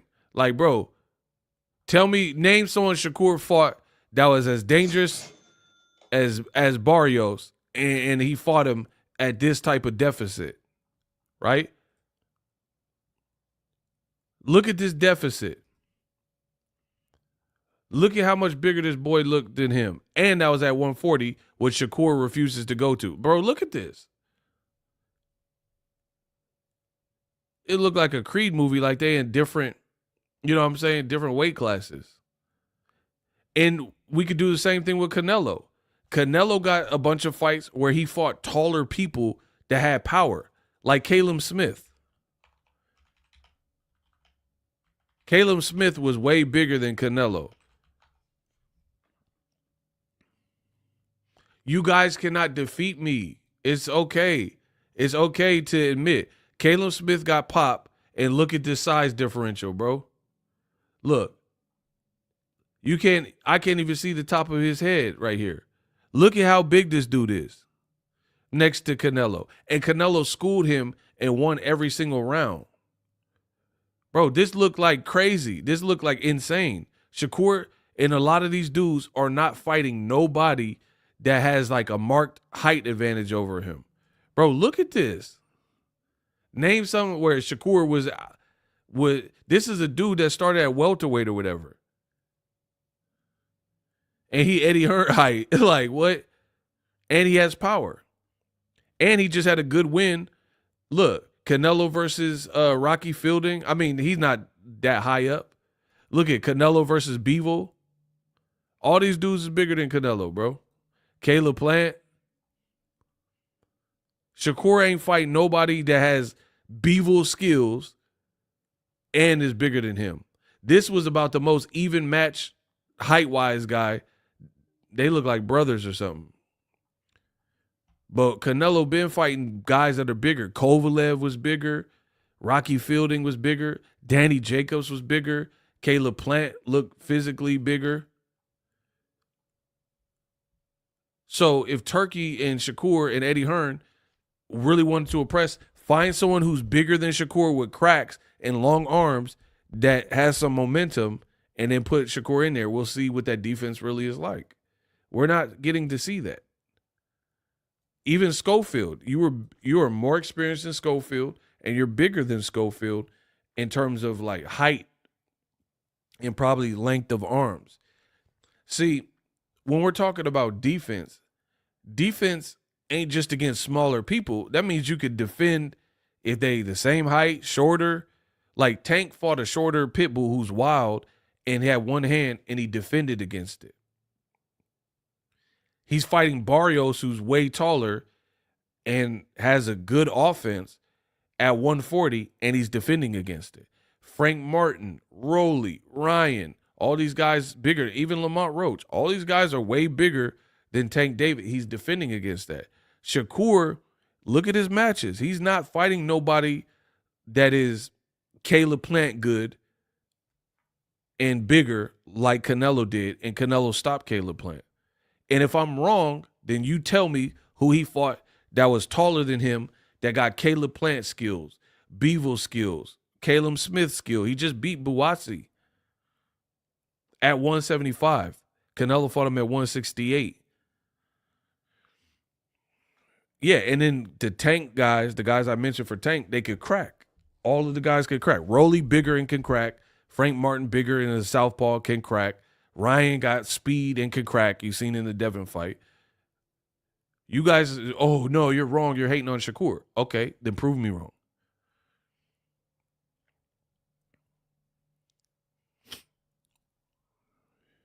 I just showed you two different fighters.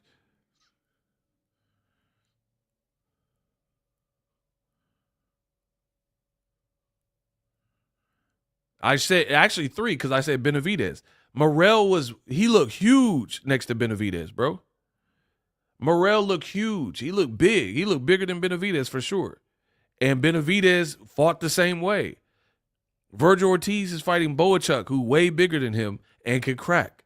We have not seen that with Shakur. So to me, I need to see that, and then that's when I'll be able to say, okay, Shakur's defense is all that. And there's plenty of guys that match this bill that I'm talking about. It just happens Shakur has not fought them. You know what I'm saying? So that's what it is. Now, we didn't reach our goal on the screen, so we got to work on that for the next stream. But let me know what you guys think. I'm about to get out of here. I need to see what I need to see. Because, again, you got people who are praising Shakur's defense, but we've seen Floyd fight bigger guys and have that defense. We've seen him fight punchers and have that defense. We've seen him fight southpaws or fast guys.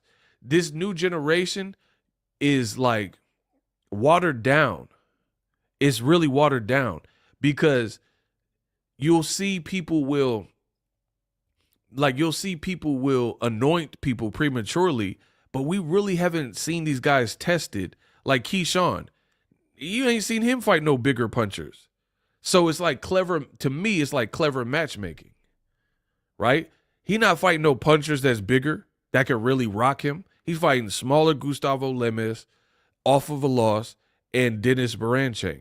And then I'm supposed to say, oh, he looks special. I mean, he looked cool in those fights. However, you look cool, but you're not fighting nobody that's that has the right ingredients to even rival what you're doing. Does that make sense? Like, okay, Wilder be fighting Zhang, who's like 300 pounds and the same height as him. You see what I'm saying? He had to fight Tyson Fury 6'9". Usyk is fighting Tyson Fury 6'9", and he's 6'2", 6'3". You see what I'm saying? Like, it's matchmaking. And you guys are like, oh, you're hating. I'm not hating. I'm just telling you what it is.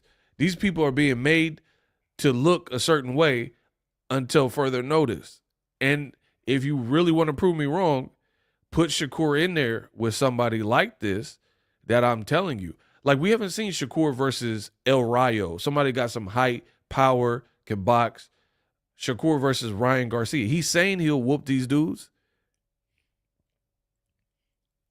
But, I mean, anybody can say anything. We need to see it. We have not been afforded the opportunity.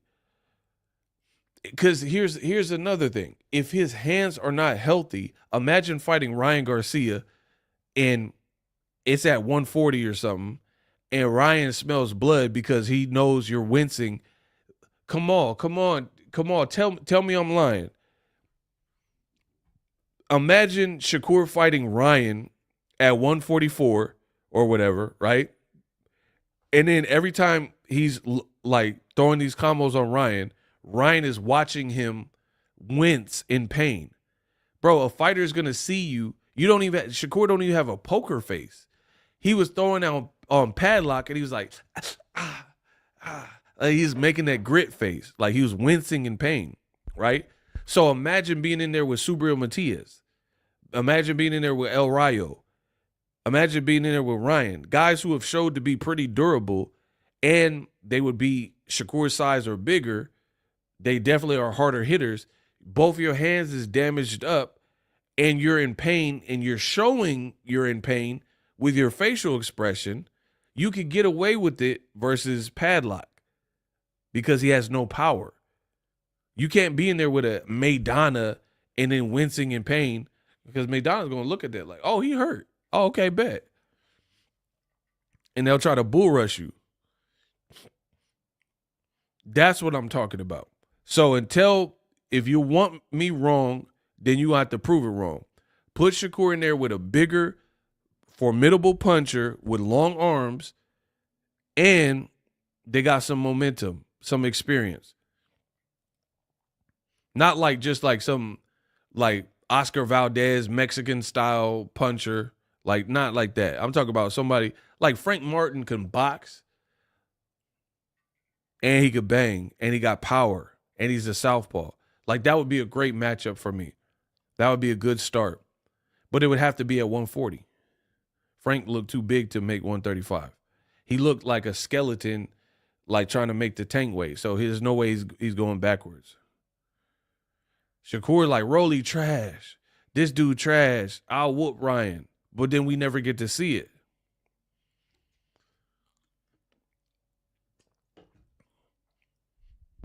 So for me, there's other people before we even get to Shakur and Tank.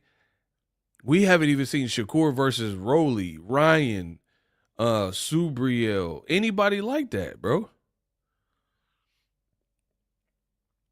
We never even seen Shakur in there with a Sandor Martin, a guy who got some boxing ability and he could box and he got some good size. Sandor Martin looked decently big. Tell me I'm lying, bro. Let me look at Sandor Martin height. Oh, he's not that big. He 5'7.5". He's not that big. I thought he was a little bit taller. Rolly is roasting Shakur every second he get. Bro, and the thing is, the Inshakurs can't do nothing about it but lie. They keep saying like, oh, you're wrong. Oh, you're hating. But then you're not telling me what I'm wrong about. So I'm just wrong because you said I'm wrong. Let's see. And it's funny because Turki like to make all these tough fights. He giving Joseph Parker, Bacoli at the last minute. But then you gave Shakur Joe Cordina. He pulls out of the fight because of injury. And then you give him Padlock, even on late terms. There had to be somebody out there that would have presented, even late terms, a better fight than the Padlock fight. So they don't have any faith in him, bro. Or he don't have, whoever's making the final call. How does Joseph Parker get Bacoli last minute with even later less time to prove, because Dubois actually fell sick after Schofield. Schofield was the first.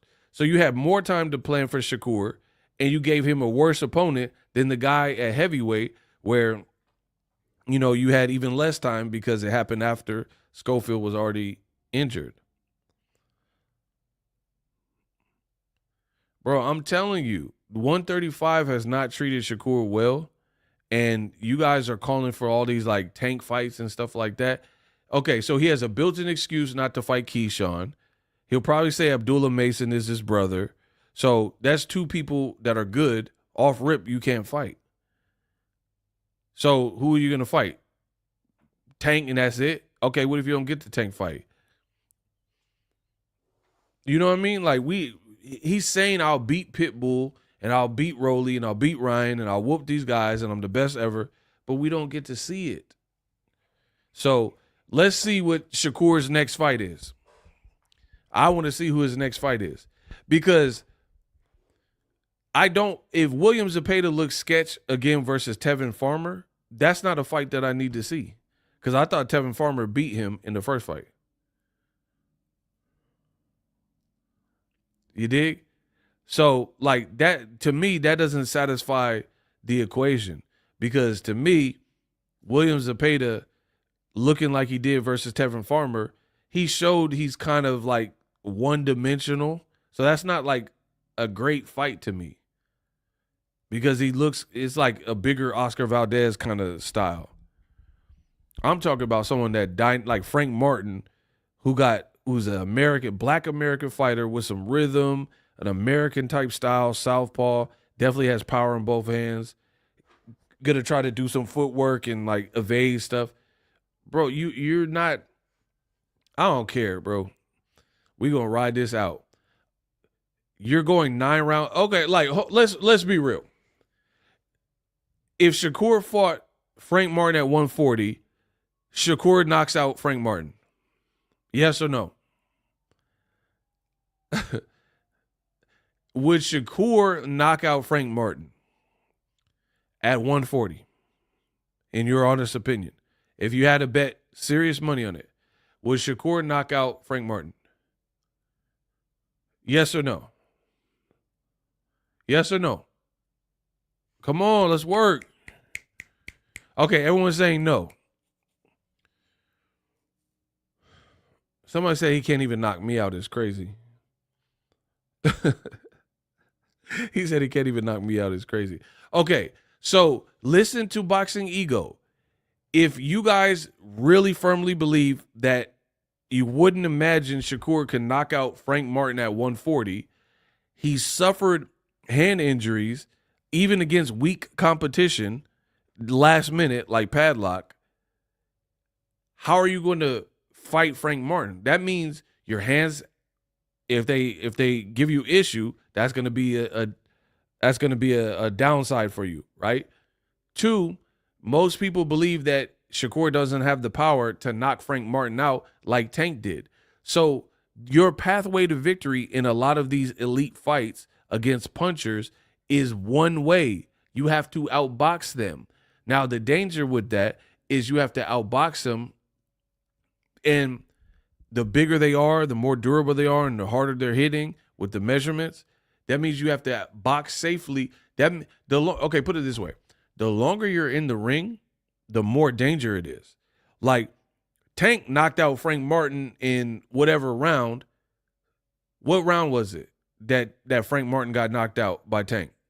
I'm going to show you how this works. I'll show you how it works. Tank knocked out Frank Martin in what round?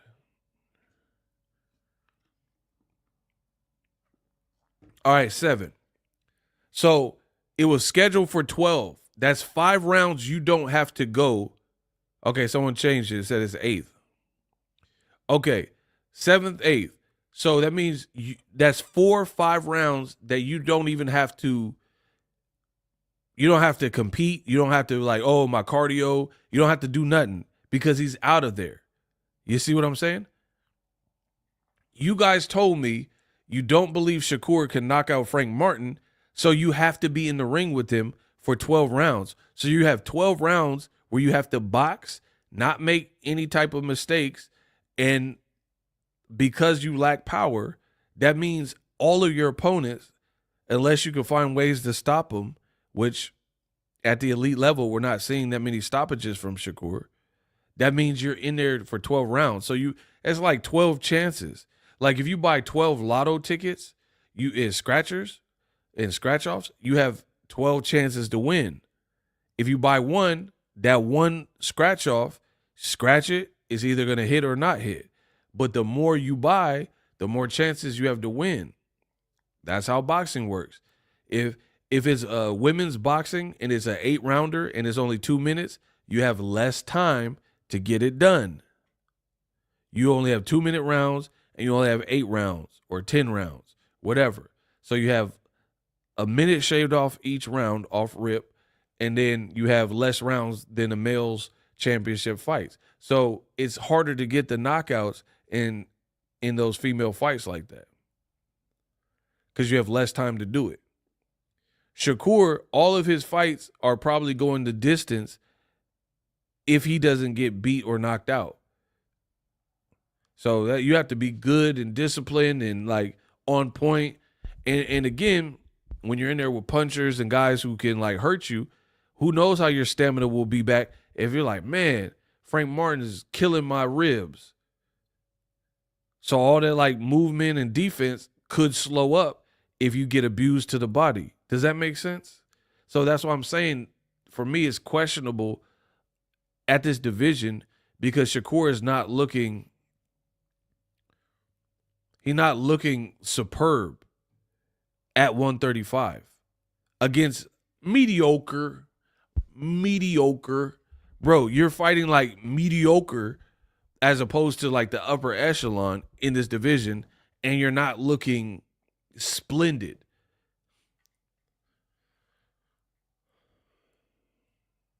Does that make sense? So that's why the jury, to me, is still out for Shakur Stevenson. According to Shakur, Padlock versus De Los Santos is a mega match. I know you trolling. There's no way he said that. So for me, until I get what I want, which is what I just told you, I can't say his defense is like as on point.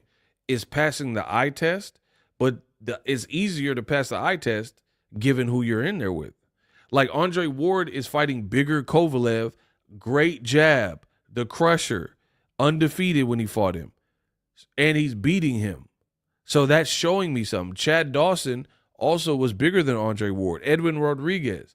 So all these guys are bigger than him. Carl Froch is probably bigger than him, right? So all these guys are big, strong, and like equal in size or bigger, blah, blah, blah, and he's handling business. Shakur is talking, but a lot of this stuff, he's not handling business with nobody that's bigger than him with power and athleticism, for example. You know, and this is partly why I don't care about the Crawford-Canelo fight. We have never seen Crawford fight somebody in prime, no accidents, and demolished them, and they were way bigger than him. Crawford likes to fight. That's why I don't see the allure with Canelo Crawford at 168.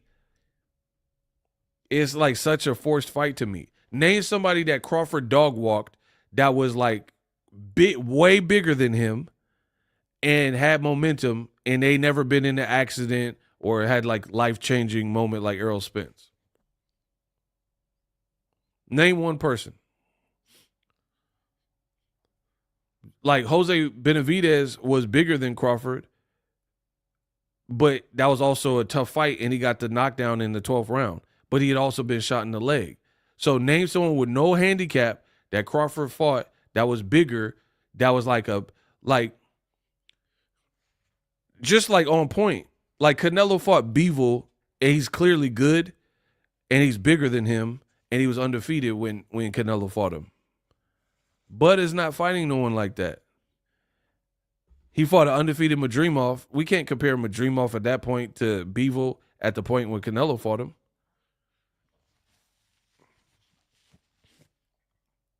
So again, I'm exposing the dark side of boxing. The matchmaking is imperative. Until you can show me someone who fits the bill. Like we just seen this with Devin Haney. We seen him look good in fights with smaller people. But then when weight wasn't necessarily dramatically on your size, and age wasn't dramatically on your size, and reach and all that type of stuff, Devin was in a very tough fight with Ryan Garcia. Against Jojo Diaz and stuff, you came through those fights. Older fighters, 30s, 35s. But then when you fought someone your age and your size, it was a completely different ball game. Ryan could reach you with the power. Regis Prograis couldn't. So that becomes more tailor-made for you. You know what I mean? This is just standard boxing stuff. And if I'm wrong, like Chavez is beating Roger Mayweather. He had power and he's bigger than Chavez. That's what I need to see. I need to see Shakur fight, somebody that has these attributes.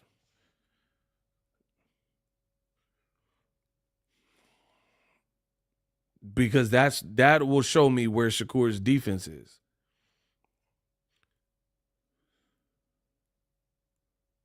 You guys just keep telling me it like Shakur is like, oh, the same way I did the electrician is how I'll do everybody.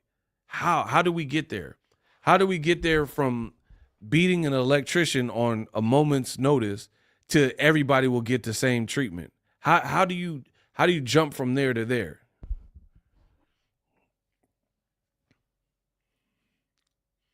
I need to know these things from boxing. How do you make that leap? That's like if I'm at the club and I pull like some fat, out of shape, ugly water moccasin broad, right? And I say the same way I pulled her, I'm going to pull Rihanna. Huh? How does that make sense to you? Because you've seen Boxingego pull this water moccasin and she got a mustache and all this other stuff. You know what I'm saying? She looked crazy. And I'm like, man, I got mouthpiece. I got game. Do you see the same way I pulled Rasputia? I'm gonna pull Rihanna. Huh? How do you get there?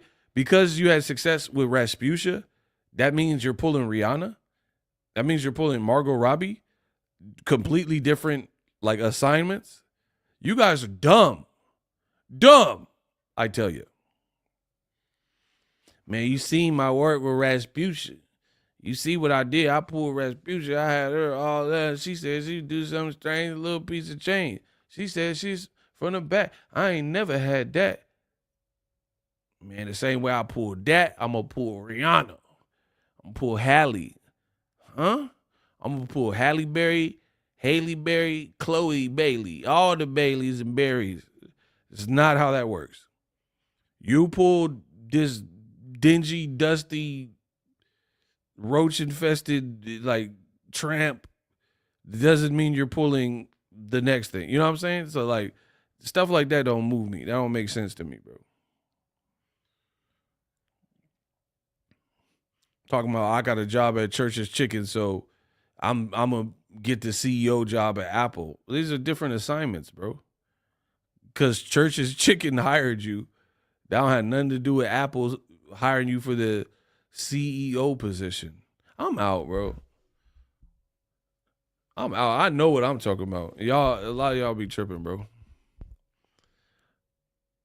Ego off the rack. Nah, I'm not off the racks. I'm keeping it real, bro. Shakur says the way I did the electrician is how everybody will get it. Huh? How do you, because you could beat up an electrician on his off day, that means you're doing Tank the same way? How does that make sense? And y'all talk about, oh, ego off the chain, he off the racks. How does it make sense for Shakur to say that? When we're talking about different, Padlock had nothing for you to worry about. Style-wise, skill-wise, power-wise. Tank has a lot for you to worry about. And it's not just Tank. Frank Martin would have things for you to worry about. So how do you say, hey, that's what I'm saying. It seems what Shakur does to me comes across as insecurity and overcompensation. Because who would say that? Like, when you listen to Tank interview, he be keeping it real, bro. Tank be keeping it so real. He be like, this was my toughest fight. He was like, I got skills that rival anybody, including I got more skills than Floyd. But then he kept it real. He said, I take that back. We neck and neck. We on par. We on the same thing. Because he realized he misspoke. Shakur don't realize when he misspeak. He just whatever he said, he gonna rock it. He gonna let it rock. Kamal says it's like I beat an elementary school kid in a one-on-one so I could do the same to prime Michael Jordan. Oh my gosh, these analogies are chewing through the Inshakurs. This is exactly what we're talking about. Because you beat someone in middle school that was supposed to be good, that don't mean you're beating Michael Jordan. That don't mean you're going to beat Kobe Bryant because you had some success with something else. You know what I mean? So the fact that you guys even accept this conversation and talk from Shakur, to me, is questionable. It's very questionable because it's like, how do you make these big leaps? You know what I mean? It's like, let's say somebody's not a formally trained actor and you're like, hey, I was in House Party 17. So because that, I could do Othello or I could do this new Martin Scorsese movie and I'll be the lead. Bro, just because you did House Party 17 doesn't mean you could do a serious movie and be successful as the lead male and carry the whole movie. You see what I'm saying? But Shakur is like, you see what I did to Electrician? That's how everyone's going to look. That's too generic of a statement. So to me, it's devoid of any type of realistic perspective. If you think because I beat an electrician with no camp and I whooped him, that's how I'm going to whoop everyone else. Because I can prove Shakur don't believe that. Because why didn't you whoop Edwin De Los Santos and stop him? Why didn't you stop Edwin De Los Santos to the body? If you'll make bro, listen. Oh my God, bro, this is insecurity and I'm exposing it. I just thought of it. He said the way I did the electrician is how I'll do Tank and whoever else. But we've seen your past fights and you didn't do what you did to the electrician to them. So now you're going to fight someone who's better than your past fights and do them greasy in the same way as a guy with no camp. You're going to do Tank that greasy. I guess it's possible, but to even try to make the quantum leap of comparing anybody with a full 10, 12-week camp to what this other guy just had, it sounds crazy. The guy had nothing for you, no camp, no cardio, no power. Oh, man, I made him look bad. I look sharp. That's how I'm going to do Frank Martin. That's how I'm going to do Ryan. That's how I'm going to do Tank. It don't make sense. I'll do T.O. the same way. Bro, that level of confidence is just delusion at that point. You can't take something very minimal and say because I had success in this minimal area that I'll have massive success right over here. You see what I'm saying? It really just doesn't make sense. So I'm real big on perspective, and I think a lot of people just have a lot of wishful thinking, and like people believe in incantations and affirmations, but they do it wrong. That don't mean you can't just be like, oh, I want to be a millionaire. It didn't money jump in your account. You got to be putting steps together to get the $1 million. You're not just going to get $1 million because you read some affirmation or put a note in your wallet like, hey, I want $1 million. But then you ain't got no job. You ain't got no like pathway to get to the million. You're not selling nothing. You're not working on a business. And you're just going to all of a sudden get $1 million out of thin air. That's just not how it works. So I do believe in the power, the laws of the universe, of course. And I do believe in like asking for things and, being optimistic and hopeful. But I don't believe in this version of it like Shakur does. The way I did the electrician is how I just do everybody. That's so generic, it doesn't even make sense.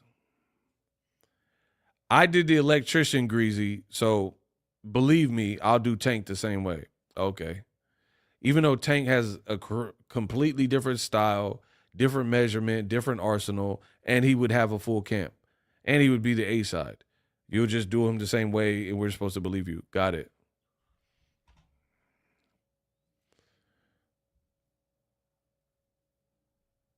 So I had to see Shakur beat a Frank Martin at 140, something like that. Shakur said, I have to learn to cut the ring off.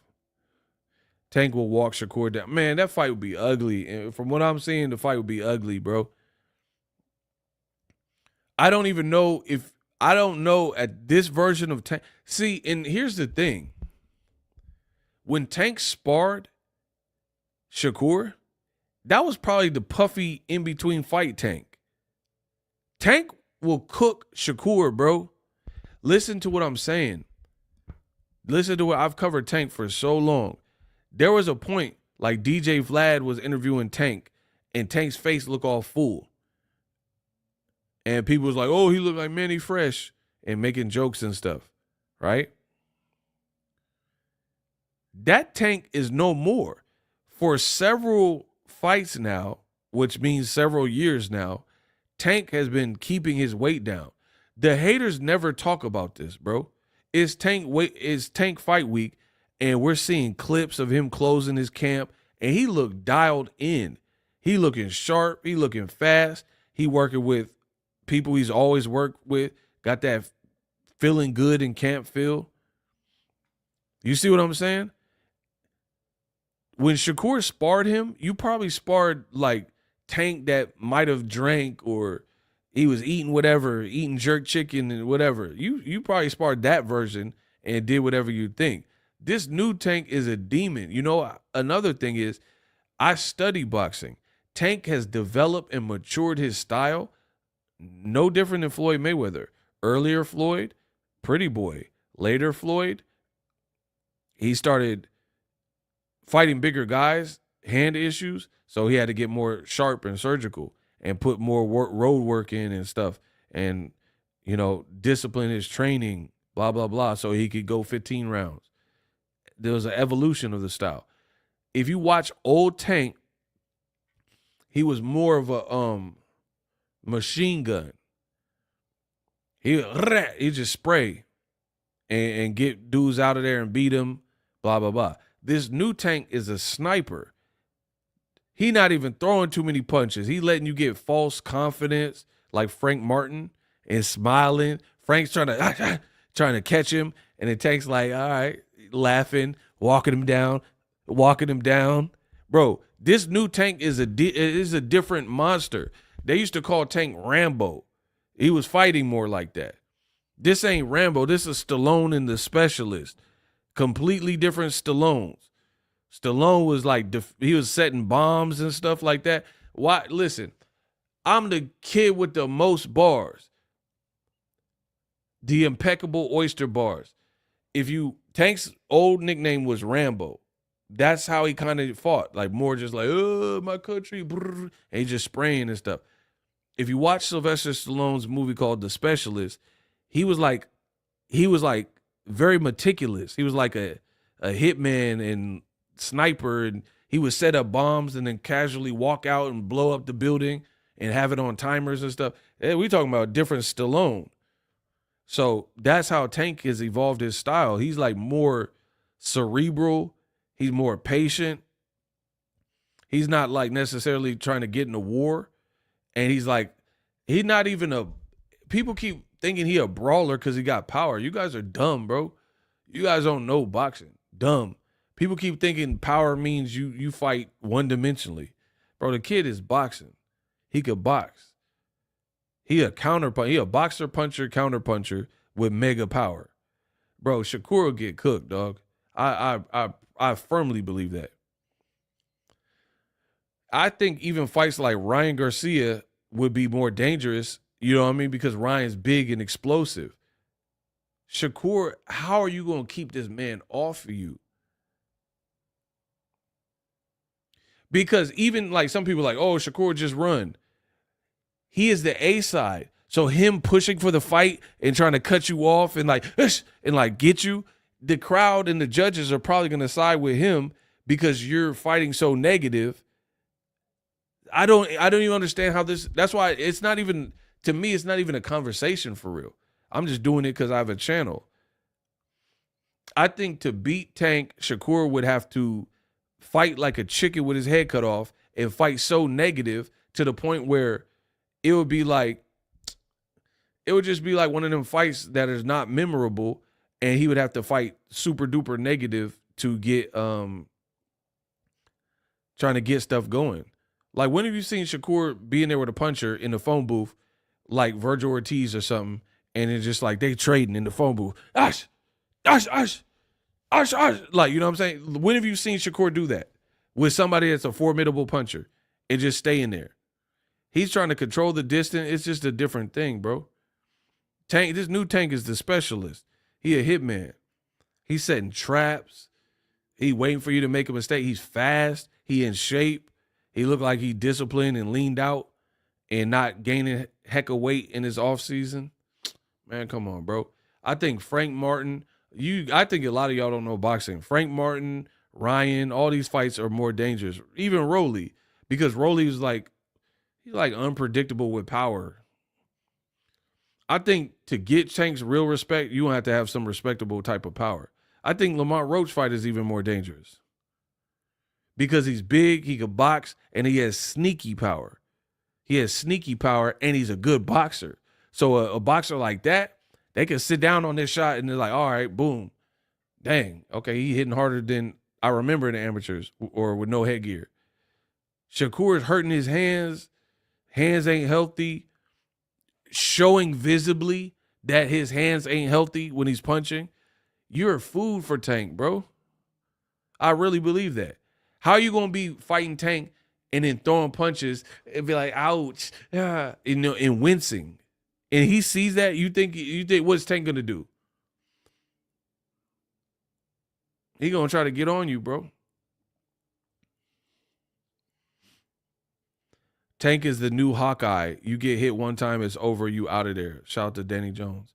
Bro, I don't even see this being a captivating fight. I think Keyshawn, if he gets some bigger names, he'll be more of a desired fight from the fans. He has to fight some better competition, but based on his style, I think that will eventually surpass people even wanting to see the Shakur fight. Styles make fights, people. And again, Tank is not a mindless brawler. I would give Shakur a chance if Tank was like Valdez. Like he just was some guy with power loaded up on every shot. He not doing that, bro. Shakur literally fought Nakathila, the African super cop, and was fighting negative. How is he going to, how is a tiger going to change his spots like that? I need to know this from a boxing perspective. He fought the African, Murataya had no problem with him. Tito Mercado had no problem because they have different styles and power. Shakur is like, man, that guy's power was scary. He hit hard. And he was like, for the grand scheme of things, he was a nobody in boxing. Why didn't Shakap stop that African police officer? He ran like Usain Bolt from Nakathila and acted like he was Julian Jackson. Tank is 1,000 times better than Nakathila. That's what I'm saying. Bro, I'm not seeing y'all vision. So look for Turki and Eddie Hearn and Shakur to keep clout chasing Tank with no real intentions of making it. I'm out, bro.